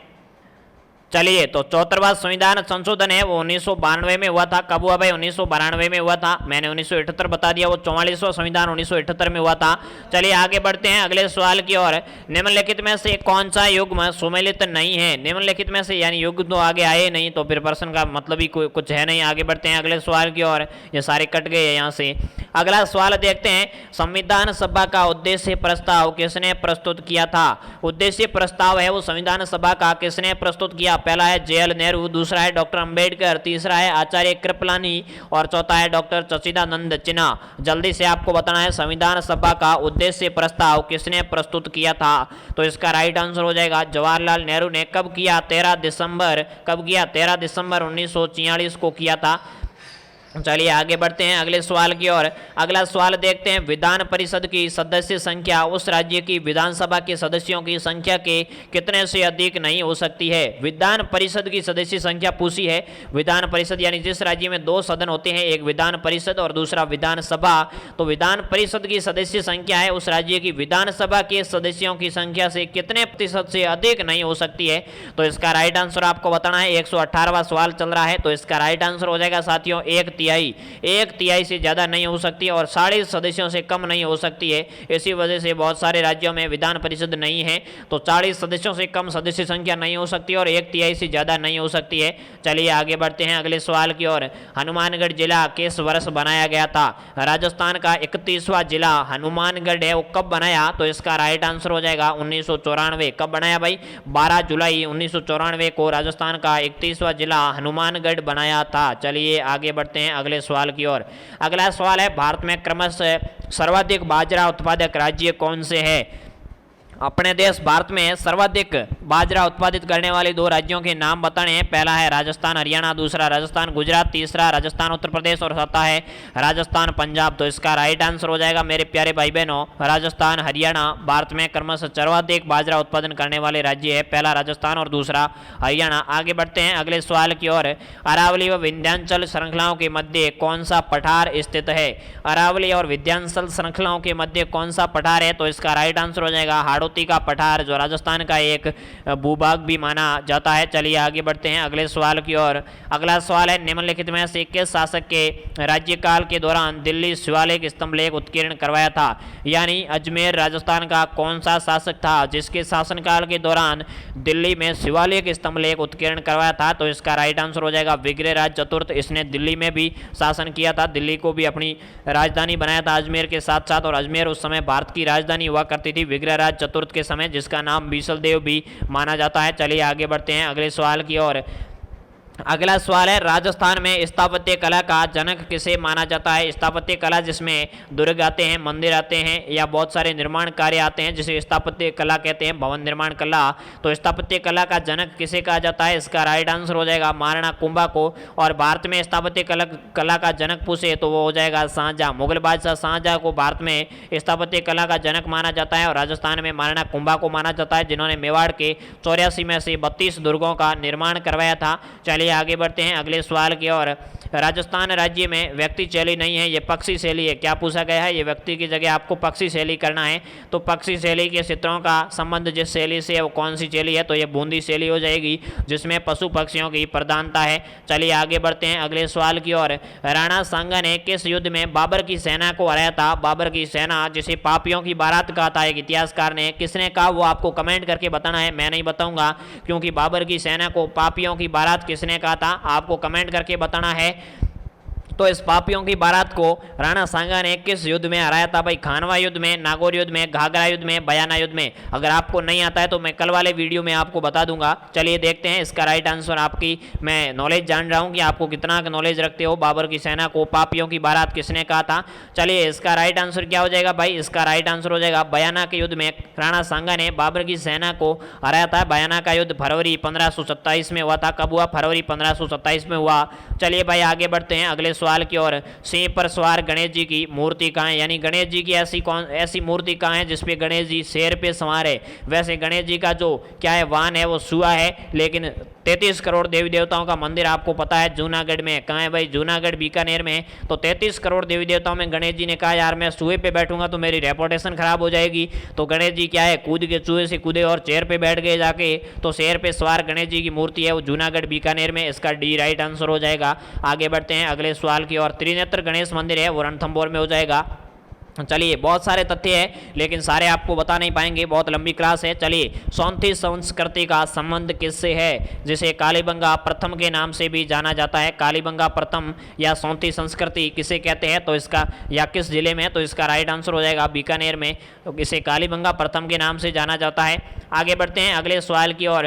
निम्नलिखित में से कौन सा दुर्ग लोहागढ़ के नाम से जाना जाता है? अजय दुर्ग लोहागढ़ कौन से किले को जाना जाता है जिसका निर्माण बदन सिंह और सूरजमल ने करवाया था? दोनों आते हैं, कहीं कहीं बदन सिंह आता है, कहीं कहीं सूरजमल आता है। जो ऑप्शन में आए उसके अनुसार ठोके आ जाना है। चलिए तो इसका राइट आंसर हो जाएगा भरतपुर दुर्ग, जिसे लॉर्ड लेक ने, किसने? लॉर्ड लेक ने लोहागढ़ नाम दिया था क्योंकि इसने आक्रमण किया और जीत नहीं पाया तो इसने कहा था कि दिस इज लोहागढ़। चलिए भाई आगे बढ़ते हैं अगले सवाल की ओर। अगला सवाल है, हिंदुस्तान मशीन टूल्स कहाँ स्थित है? क्या है भाई? HMT। कल भी ये सवाल आया था, दोबारा आया है, बहुत इंपॉर्टेंट सवाल है। हिंदुस्तान मशीन टूल्स कहाँ स्थित है? HMT कहाँ है? पहला है कोटा, दूसरा है जयपुर, तीसरा है भीलवाड़ा और चौथा है अजमेर। चौथा ऑप्शन क्या है? अजमेर है। जल्दी से आपको इसका राइट आंसर बताना है। चौथा ऑप्शन आपको दिख गया है, अजमेर है। चलिए तो इसका राइट आंसर भी अजमेर ही होगा। हिंदुस्तान मशीन टूल्स है वो कहाँ है भाई? अजमेर में है, HMT। चलिए आगे बढ़ते हैं अगले सवाल की ओर। हिंदू प्रतिमा शास्त्र की अनुपम निधि किसे कहा जाता है? एक सवाल है, बहुत इंपॉर्टेंट है। हिंदू प्रतिमा शास्त्र की अनुपम निधि किसे कहा जाता है? 130वां सवाल चल रहा है आपके, तो जल्दी से इसका राइट आंसर आपको बताना है। हिंदू प्रतिमा शास्त्र की अनुपम निधि किसे कहते हैं? तो कीर्ति स्तंभ की जगह आपको विजय स्तंभ करना होगा क्योंकि इसका राइट आंसर विजय स्तंभ है। विजय स्तंभ को RP व्यास ने, किसने भाई? RP व्यास ने हिंदू प्रतिमा शास्त्र की अनुपम निधि कहा है। इसे विष्णु ध्वज भी कहते हैं विजय स्तंभ को। चलिए आगे बढ़ते हैं अगले सवाल की ओर। विजय स्तंभ किसने बनवाया? महाराणा कुंभा ने बनाया, चित्तौड़गढ़ दुर्ग में है। आगे बढ़ते हैं भाई अगले सवाल की ओर। राजस्थान में निम्नलिखित में से कौन सा प्राकृतिक भाग सर्वाधिक है? राजस्थान में निम्नलिखित में से कौन सा प्राकृतिक भाग है जो सर्वाधिक है? उत्तर पश्चिम का रेगिस्तान है, मध्य अरावली पर्वत श्रृंखला है, पूर्वी मैदान है, हाड़ौती का पठार है। तो इसका राइट आंसर रेगिस्तान हो जाएगा जो लगभग 2/3 60% भाग में फैला हुआ है। चलिए भाई आगे बढ़ते हैं अगले सवाल की ओर। अगला सवाल है, आईने अकबरी की रचना किसने की थी? आईने अकबरी जिसमें अकबर से संबंधित वर्णन मिलता है, तो इसकी रचना किसने की? पहला है मुल्ला दाऊद ने, दूसरा है फरिश्ता ने, तीसरा है अबुल फजल ने और चौथा है तानसेन ने। जल्दी से इसका राइट आंसर बताना है। तो मेरे साथियों इसका राइट आंसर हो जाएगा अबुल फजल ने। किसने की? अबुल फजल ने इसकी रचना की थी। चलिए आगे बढ़ते हैं अगले सवाल की ओर। चलिए आगे बढ़ते हैं। मंजिल ने हौसलों से कहा तेरे बस की बात नहीं, कि मंजिल ने हौसलों से कहा तेरे बस की बात नहीं, हौसलों ने मंजिल की आंखों में आंखें डाल के कहा चल जुट्टी तेरी इतनी औकात नहीं, चल जुट्टी तेरी इतनी औकात नहीं। चलिए अगला सवाल है, निम्नलिखित में से कौन सा राजस्थान का धार्मिक पर्यटन स्थल नहीं है। अरे पहले सवाल ध्यान से पढ़ लो भाई, उसके बाद में उत्तर देना है। राजस्थान का कौन सा स्थल है जो धार्मिक पर्यटक स्थल नहीं है। रामदेवरा, नाथद्वारा, जयसमंद, रणकपुर। तो साथियों रामदेवरा है वो रामदेव जी से संबंधित है तो धार्मिक पर्यटक स्थल है। नाथद्वारा कृष्ण जी से संबंधित है तो ये भी धार्मिक पर्यटक स्थल है। रणकपुर है वो जैन धर्म से संबंधित है तो ये भी क्या है, धार्मिक पर्यटन स्थल है। जबकि जयसमंद है वो पर्यटक स्थल तो है लेकिन धार्मिक नहीं है, तो इसका राइट आंसर सी हो जाएगा। बहुत डिफिकल्ट और बहुत इंपॉर्टेंट सवाल है तो आपको इसका आंसर पता होना चाहिए। आगे बढ़ते हैं अगले सवाल की ओर। करवा चौथ का व्रत सुहागिन स्त्रियां किस तिथि को करती है। करवा चौथ का व्रत है वो सुहागिन स्त्रियां करती है लेकिन किस तिथि को करती है वो आपको पता होना चाहिए। पहला है कार्तिक कृष्ण चतुर्थी, दूसरा है श्रावण शुक्ला तृतीया, माघ पूर्णिमा, आश्विन पूर्णिमा। अपने पति की लंबी उम्र के लिए करवा चौथ का व्रत किया जाता है। किस किस ने किया है वो भी कमेंट करके जरूर बताएं। तो इसका राइट आंसर क्या हो जाएगा, कार्तिक कृष्ण चतुर्थी को करवा चौथ का व्रत है वो मनाया जाता है। आगे बढ़ते हैं, स्त्रियों का सबसे क्या है प्यारा त्योहार होता है ये। आगे बढ़ते हैं अगले सवाल की ओर। 37वां सवाल यानी 136वां सवाल, रूठी रानी का महल राजस्थान के किस दुर्ग में स्थित है। तो इसका राइट आंसर अजमेर दुर्ग हो जाएगा, जो आपको यहाँ नहीं मिल रहा है। अजमेर का तारागढ़ दुर्ग है, यहाँ बूंदी ऑप्शन में आ गया है क्योंकि तारागढ़ नाम बूंदी दुर्ग का भी है, तो यहाँ अजमेर तारागढ़ सही हो जाएगा। आगे बढ़ते हैं अगले सवाल की ओर। भित्ति चित्रों की दृष्टि से राजस्थान का संपन्नतम क्षेत्र कौन सा है। भित्ति चित्र शैल चित्रों की दृष्टि से राजस्थान का संपन्नतम क्षेत्र कौन सा है। पहला है कोटा बूंदी, अलवर, भरतपुर और जोधपुर। तो इसका राइट आंसर हो जाएगा कोटा बूंदी, यानी हाड़ौती क्षेत्र है वो भित्ति चित्रों की दृष्टि से बहुत प्रसिद्ध है। चलिए भाई आगे बढ़ते हैं अगले सवाल की ओर। सरस्वती नदी का दूसरा नाम क्या है। सरस्वती नदी वैदिक काल की नदी है जिसे नदीत्मा कहा जाया है, नदियों में सबसे श्रेष्ठ माना गया है। सिंधु की सहायक नदी है। तो सरस्वती नदी का वर्तमान में नाम क्या है, तो घग्गर नदी है। ये हिमाचल प्रदेश के शिवालिक की कालका माता की पहाड़ियों से निकलती है। चलिए भाई आगे बढ़ते हैं, शिवालिक की पहाड़ियों से कालका माता मंदिर से पास से निकलती है। आगे बढ़ते हैं अगले सवाल की ओर। निम्न में से जयबाण नाम है, यानी जयबाण है वो किसका नाम है, किले का नाम है, एक दुर्ग का नाम है, एक तोप का नाम है, एक पुस्तक का नाम है। तो इसका राइट आंसर हो जाएगा जयबाण एक तोप का नाम है जो जयपुर के जयगढ़ दुर्ग में रखी गई है, जो एशिया की पहिए पर निर्मित सबसे बड़ी तोप मानी जाती है। चलिए आगे बढ़ते हैं अगले सवाल की ओर। सहकारी तंत्र में संचालित शक्कर का कारखाना स्थित है। कारखाने या फैक्ट्रियां या कोई भी चीज होती है वो तीन प्रकार की होती है। एक होती है निजी, यानी किसी व्यक्ति विशेष की होती है। एक होती है सरकारी, जो सरकार के अंडर में होती है पूर्णतया। और एक होती है सहकारी, जो लोगों ने मिलकर बनाई है या सरकार भी उसमें सहयोग प्रदान करती है। तो सहकारी तंत्र में संचालित शुगर का कारखाना कहाँ है, केशोराय पाटन बूंदी में है। 1965 में बना था केशोराय पाटन बूंदी में। आगे बढ़ते हैं अगले सवाल की ओर। अभी भी क्लास में कम से कम 60 सवाल पड़े हैं, लास्ट तक रहना है, बहुत इंपॉर्टेंट सवाल है। अभी तक किसी ने शेयर नहीं किया तो कर दीजिए। सारे साथी जितने भी जुड़े हैं उन सबका बहुत बहुत स्वागत है। चलिए आगे बढ़ते हैं। राजपूत कला की मुख्य पहचान क्या है। कला की पहचान पूछा है, वह तो ये सारे गुण हैं जो राजपूतों के हैं, लेकिन राजपूत कला की पहचान है तो इसका राइट आंसर हो जाएगा सुदृढ़ किले। राजस्थान में राजपूतों का शासन था तो यहाँ राजस्थान में किले भी है वो सुदृढ़ और बहुत ज़्यादा मिलते हैं, तो इसका राइट आंसर सुदृढ़ किले हो जाएगा। शौर्य और सुरक्षा की भावना है वो राजपूतों का क्या है, गुण माना जाएगा। चलिए भाई आगे बढ़ते हैं अगले सवाल की ओर। 8 खंभों वाली छतरी का संबंध किससे है। चौथा ऑप्शन उदय सिंह है, 3 ऑप्शन ऊपर पड़े हैं, चौथा मैं यहाँ लिख देता हूं, निचले पन्ने में है। चलिए तो 8 खंभों की छतरी है वो महाराणा प्रताप की है। कहाँ है भाई, बांडोली सावंड। कहाँ है, बांडोली सावंड उदयपुर में 8 खंभों की छतरी महाराणा प्रताप की, जो केजड़ बांध के निकट बनी हुई है, ये भी आपको पता होना चाहिए। आगे बढ़ते हैं अगले सवाल की ओर। राज्य में पुरुष साक्षरता सर्वाधिक किस जिले में है। राजस्थान में पुरुष साक्षरता यानी पुरुष पढ़े लिखे है वो सबसे ज्यादा किस जिले में है, तो इसका राइट आंसर हो जाएगा झुंझुनू जिले में पुरुष साक्षरता है वो सर्वाधिक है।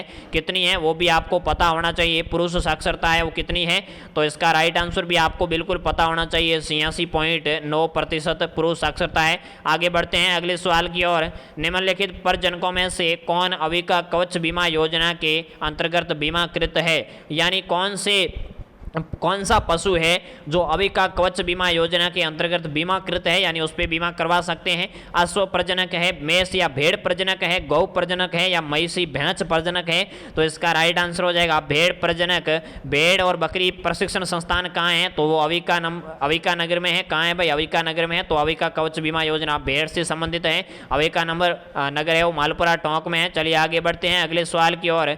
राजस्थान का जल दुर्ग या औदक दुर्ग कौन सा है। राजस्थान का जल दुर्ग है जो फेमस है, गागरौन दुर्ग है, काली सिंधाऊ के संगम पे झालावाड़ जिले में है जल दुर्ग। चलिए भाई आगे बढ़ते हैं अगले सवाल की ओर। अगला सवाल देखते हैं, गणगौर का त्यौहार किस तिथि को आयोजित होता है। तो यह सवाल एक बार दोबारा आ चुका है। तो गणगौर का त्यौहार चैत्र शुक्ल तृतीया को होता है। चलिए आगे बढ़ते हैं अगले सवाल की ओर।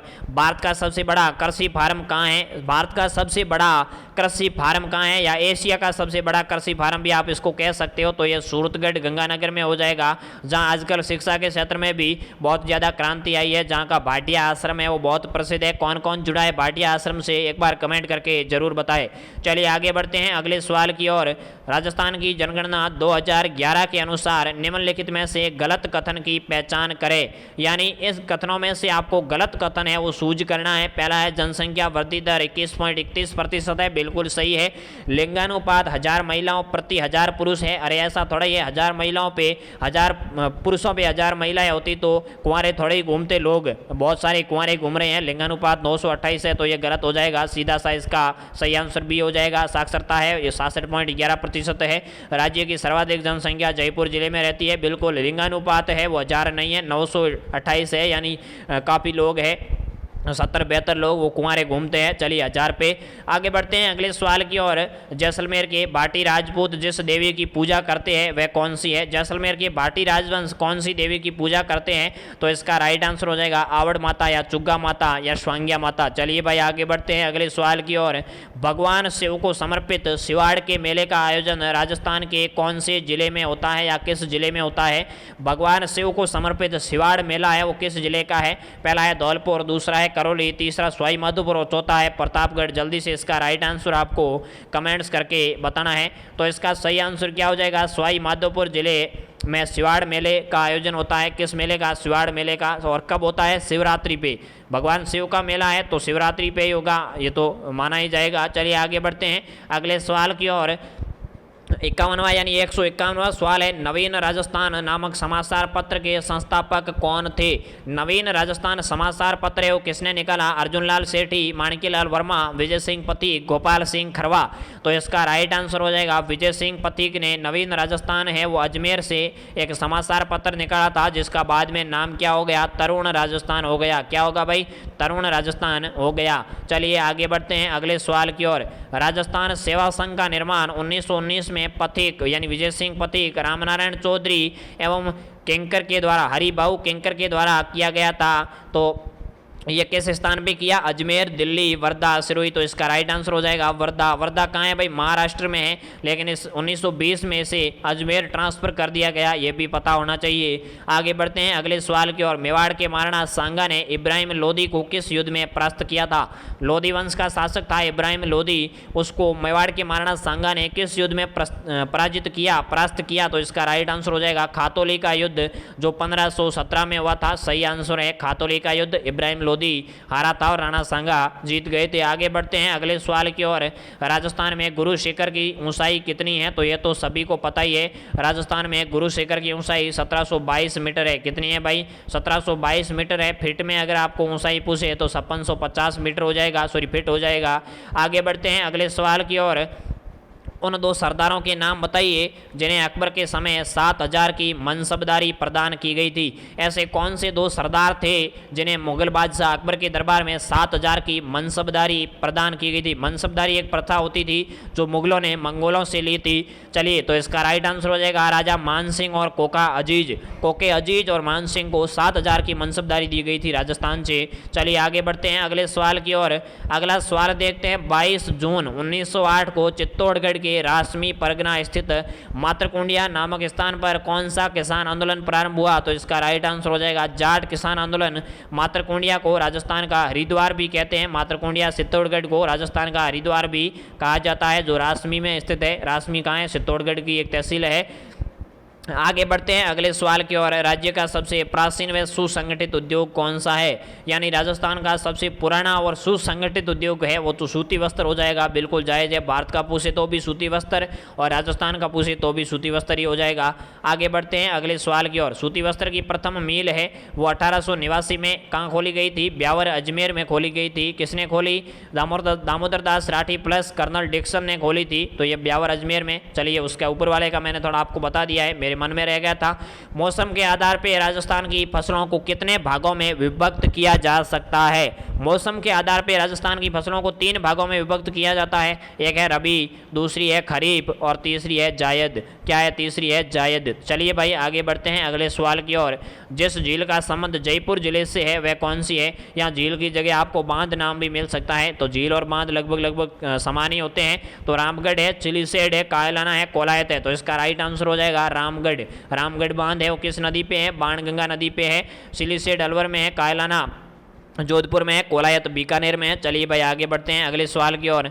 अगला सवाल देखते हैं। राजस्थान का भीष्म पितामह किसे कहा जाता है? मैं यहाँ वर्णन नहीं कर रहा हूँ, हर किसी का विश्लेषण नहीं कर रहा हूँ क्योंकि समय बहुत कम है, कम से कम 2 घंटे की क्लास है, तो इतने में आप भी बोर हो जाओगे और मेरा भी गला है खराब हो जाएगा। चलिए राजस्थान का भीष्म पितामह है वो राव सूंडा को कहा जाता है। राणा सूंडा नहीं होगा क्योंकि ये राणा तो कभी बना ही नहीं, राणा सूंडा गलत हो जाएगा। राव सूंडा या कुंवर सूंडा आप कर सकते हो। कुंवर सूंडा को जो लाखा का पुत्र था मेवाड़ का भीष्म पितामह या राजस्थान का भीष्म पितामह कहा जाता है। आगे बढ़ते हैं अगले सवाल की ओर। राजस्थान की एकमात्र रियासत जहां ऊंट की बलि दी जाती है और आज भी दी जाती है, यानी राजस्थान की ऐसी कौन सी रियासत है, कौन सा जिला है जहां ऊंट की बलि दी जाती थी और आज भी दी जाती है? तो इसका राइट आंसर हो जाएगा टोंक, जो एकमात्र मुस्लिम रियासत है राजस्थान की। 1806 में अमीर खां पिंडारी ने इसकी स्थापना की थी। चलिए आगे बढ़ते हैं अगले सवाल की ओर। राजस्थान में हरित क्रांति का संबंध है। राजस्थान में हरित क्रांति का संबंध किससे है? जल्दी से बताना है। गेहूं उत्पादन से है, खाद्यान्न प्रसंस्करण से है, दूध उत्पादन से है, सीमेंट उत्पादन से है, तो इसका राइट आंसर हो जाएगा खाद्यान्नों से संबंधित है। हरित क्रांति कृषि से संबंधित है, इसका जन्मदाता है वो वर्गीज कुरियन को माना जाता है। चलिए आगे बढ़ते हैं अगले सवाल की ओर। अगला सवाल है धारी संस्कार किस जनजाति में प्रचलित है? धारी संस्कार है वो किस जनजाति में प्रचलित है? इसका राइट आंसर आपको बताना है, तो इसका राइट आंसर हो जाएगा ग्रासिया जनजाति में, और ग्रासिया जनजाति है वो सिरोही में निवास करती है। चलिए भाई आगे बढ़ते हैं अगले सवाल की ओर। अगला सवाल है 42वें संविधान संशोधन द्वारा यानी 1976 में 42वां संविधान संशोधन हुआ, उसके परिणाम स्वरूप निम्न में से 3 शब्द संविधान की उद्देशिका में जोड़े गए हैं, वो शब्द कौन से हैं? चौथा ऑप्शन आपका इनमें से कोई नहीं हो जाएगा, आप मान सकते हो। तो इसका राइट आंसर हो जाएगा समाजवादी, पंथ निरपेक्ष और अखंडता। इन 3 शब्दों को 42वें संविधान संशोधन के द्वारा भारत के संविधान में जोड़ा गया था और 42वां संविधान संशोधन 1976 में हुआ था। चलिए आगे बढ़ते हैं अगले सवाल की ओर। अगला सवाल देखते हैं। राजस्थान का प्रथम आयुर्वेद विश्वविद्यालय कहाँ है? जयपुर, कोटा, जोधपुर, अजमेर, तो इसका राइट आंसर हो जाएगा जोधपुर में। बिल्कुल आगे बढ़ते हैं अगले सवाल की ओर। अगला सवाल देखते हैं, इस सवाल को एक बार आप छोड़ दीजिए, गलत टाइप हो चुका है। अगला सवाल देखते हैं, चिड़ावा का गांधी किसे कहा जाता है? चिड़ावा का गांधी किसे कहते हैं? तो इसका राइट आंसर हो जाएगा मास्टर प्यारेलाल गुप्ता। यह सवाल भी एक बार एग्जाम में पूछा जा चुका है। गोकुल भाई भट्ट को राजस्थान का गांधी कहते हैं, भोगीलाल पंड्या को वागड़ का गांधी कहते हैं। चलिए आगे बढ़ते हैं अगले सवाल की ओर। अगला सवाल देखते हैं, राजस्थान का जनरल डायर किसे कहा जाता है? जनरल डायर कौन था पहले तो ये पता होना चाहिए। तो जनरल डायर है जिसने पंजाब के जलियांवाला बाग में गोलीकांड किया था, और राजस्थान का जलियांवाला बाग है बाग हत्याकांड में जो बाग हत्याकांड की समानता का जो कांड है वो निमोचना कांड माना जाता है। कौन सा? निमोचना कांड अलवर का है जिसमें सज्जू सिंह ने गोलीबारी की थी, तो राजस्थान का जनरल डायर है वो सज्जू सिंह को कहते हैं। चलिए भाई आगे बढ़ते हैं अगले सवाल की ओर। अगला सवाल है माउंट आबू पर जो झील है उसका नाम क्या है? तो बहुत सिंपल सवाल है। माउंट आबू पर जो झील है वो नक्की झील है, देवताओं के नाखूनों से मानी जाती है। ज्वालामुखी की क्रेटर झील का उदाहरण मानी जाती है। यहाँ नंदी रॉक, नंद रॉक और टॉर्ड रॉक स्थित है। चलिए भाई आगे बढ़ते हैं अगले सवाल की ओर। मकराना में मिलने वाला विश्व प्रसिद्ध संगमरमर की किस्म क्या है? यानी यहाँ संगमरमर का कौन सा प्रकार मिलता है? तो इसका राइट आंसर हो जाएगा कैल्साइट। क्या है भाई? कैल्साइट है मकराना नागौर में मिलने वाला सफेद संगमरमर। चलिए आगे बढ़ते हैं अगले सवाल की ओर। ये सवाल बहुत इंपॉर्टेंट है। 10 रुपये के नोट पे सूर्य मंदिर का फोटो है और सूर्य मंदिर कहाँ है ये आपको बताना है। 10 रुपये के नोट के पीछे जाके फटाफट से देख लो कि सूर्य मंदिर का फोटो लगा हुआ है। आपको कहीं जाने की जरूरत नहीं होगी, 10 रुपये जेब में मिल जाएंगे। तो इसका राइट आंसर है कोणार्क। क्या है? सूर्य मंदिर कोणार्क में है और कोणार्क कहाँ है? उड़ीसा में है। चलिए भाई आगे बढ़ते हैं। इंडिया जीके का एक सवाल शामिल हो चुका है। आगे बढ़ते हैं अगले सवाल की ओर। बेणेश्वर धाम मंदिर किस जिले में है? तो इसका राइट आंसर डूंगरपुर हो जाएगा। डूंगरपुर का नवा टापरा गांव है। ये सवाल एक बार दोबारा टाइप हो चुका है। चलिए आगे बढ़ते हैं अगले सवाल की ओर। अपने पुत्र सलीम के जन्म पर पैदल चलकर किस पीर के यहाँ मुगल बादशाह अकबर आया था? मुगल बादशाह आया था अपने पुत्र सलीम। सलीम का दूसरा नाम क्या है? जहांगीर है। तो जहांगीर के जन्म पे कौन सा बादशाह है, सॉरी अकबर बादशाह है, वो किस पीर के यहाँ आया था? तो इसका राइट आंसर है शेख मोहिउद्दीन चिश्ती अजमेर। अजमेर दरगाह पे अकबर पैदल चल के आया था और इसने बड़ी देग भेंट की थी। चलिए भाई आगे बढ़ते हैं अगले सवाल की ओर। जनगणना 2011 के अनुसार राजस्थान की कुल कितने प्रतिशत जनसंख्या गाँव में निवास करती है? राजस्थान की कितने प्रतिशत जनसंख्या गाँव में निवास करती है? तो इसका राइट आंसर हो जाएगा 90% जनसंख्या गांवों में निवास करती है। अगला क्वेश्चन है किस क्षेत्र में श्रेष्ठता के लिए महाराणा प्रताप पुरस्कार दिया जाता है? पहला है सिनेमा के क्षेत्र में, दूसरा है वन संरक्षण, तीसरा है साहित्य और चौथा है खेल। तो इसका सही आंसर क्या हो जाएगा? खेल क्षेत्र में महाराणा प्रताप पुरस्कार दिया जाता है। आगे बढ़ते हैं अगले सवाल की ओर। अगला सवाल क्या है? किसी राज्य में मंत्रिपरिषद के सदस्यों की अधिकतम संख्या विधानसभा के सदस्यों की कुल संख्या की कितने प्रतिशत होती है? तो पहले बता चुका हूँ 15% होती है और राजस्थान में पूछे तो 30 संख्या हो जाएगी, क्योंकि राजस्थान में 200 विधायक है और 200 का 15% है, वो 30 हो जाएगा। आगे बढ़ते हैं अगले सवाल की ओर। भील कहाँ के निवासी है? भाई भील जनजाति है, वो कहाँ की निवासी है? तो इसका राइट आंसर हो जाएगा मध्य भारत की, जिसमें राजस्थान, मध्य प्रदेश, गुजरात, महाराष्ट्र राज्य है वो शामिल होते हैं। यहाँ की निवासी है भील जनजाति। भीलों को वन पुत्र भी कहते हैं। कर्नल टॉड ने इन्हें वन पुत्र कहा है। जंगली शिशु भी कहा जाता है। भीलों को क्या कहा जाता है? जंगली शिशु और वन पुत्र। चलिए भाई आगे बढ़ते हैं अगले सवाल की ओर। निम्न में से कौन सा जोड़ा सुमेलित है, यानी कौन सा जोड़ा सुमेलित है? तो बादला पानी की बोतल है, ये जोधपुर की है, यानी ये तो गलत हो जाएगा, जयपुर की नहीं है। मंसूर या साड़ी कोटा की है, बिल्कुल सही है, यानी इसका राइट आंसर तो ये हो जाएगा नमदा है, वो टोंक का प्रसिद्ध है। कहाँ का है? टोंक का है। संगमरमर की मूर्तियाँ है वो जयपुर की प्रसिद्ध है और बादला जोधपुर का हो जाएगा। मंसूरिया या कोटा डोरिया की साड़ी कोटा की प्रसिद्ध है। आगे बढ़ते हैं अगले सवाल की ओर। 179 सवाल हो चुके हैं। 1857 में आहुआ में किस ब्रिटिश पॉलिटिकल एजेंट की हत्या कर दी गई थी? आहुआ पाली का एक ठिकाना था आहुआ। तो आहुआ में किस पीए पॉलिटिकल एजेंट की हत्या की थी? तो इसका राइट आंसर हो जाएगा कैप्टन मैक मॉसन की, जिसका सिर काट के आहुआ के किले पे लटका दिया था क्रांतिकारियों ने। चलिए भाई आगे बढ़ते हैं अगले सवाल की ओर। अगला सवाल है सेतावनीरा सुंगटिया नामक रचना किस क्रांतिकारी द्वारा रचित की गई? सेतावनी का सुंगटिया किस क्रांतिकारी ने थे? तो ये केसरी सिंह बारट है, जिन्होंने 13 सोरठे लेके फतेह सिंह को भेजे थे। मेवाड़ का महाराणा था फतेह सिंह, जो दिल्ली दरबार में जा रहा था, तो इसको जागरूक करने के लिए सेतावनी का सुंगटिया डिंगल भाषा में केसरी सिंह बारट ने लिख के भेजे थे। चलिए आगे बढ़ते हैं अगले सवाल की ओर। अगला सवाल है राजस्थान का प्रथम राष्ट्रीय उद्यान कौन सा है? तो राजस्थान का प्रथम राष्ट्रीय उद्यान रणथंभौर मरु उद्यान सरिस्का या फिर एक और कोई आप मान सकते हो सीता माता प्रतापगढ़, एक ऑप्शन है वो नीचे चला गया है दूसरे पेज में। तो इसका राइट आंसर हो जाएगा रणथंभौर, जिसे 1980 में राष्ट्रीय उद्यान का दर्जा मिला, और दूसरा हो जाएगा सरिस्का, जिन्हें 1981 में मिला था। चलिए भाई आगे बढ़ते हैं अगले सवाल की ओर। चलिए अगला सवाल देखते हैं। सॉरी 1981 में मैंने कौन सा बताया आपको? सरिस्का बताया, लेकिन नहीं है, केवलादेव है। क्या हो जाएगा भाई? भूल से मनुष्य की प्रवृत्ति है भूलने की, तो केवलादेव 1981 और रणथंभौर 1980 में हुआ था। चलिए आगे बढ़ते हैं अगले सवाल की ओर।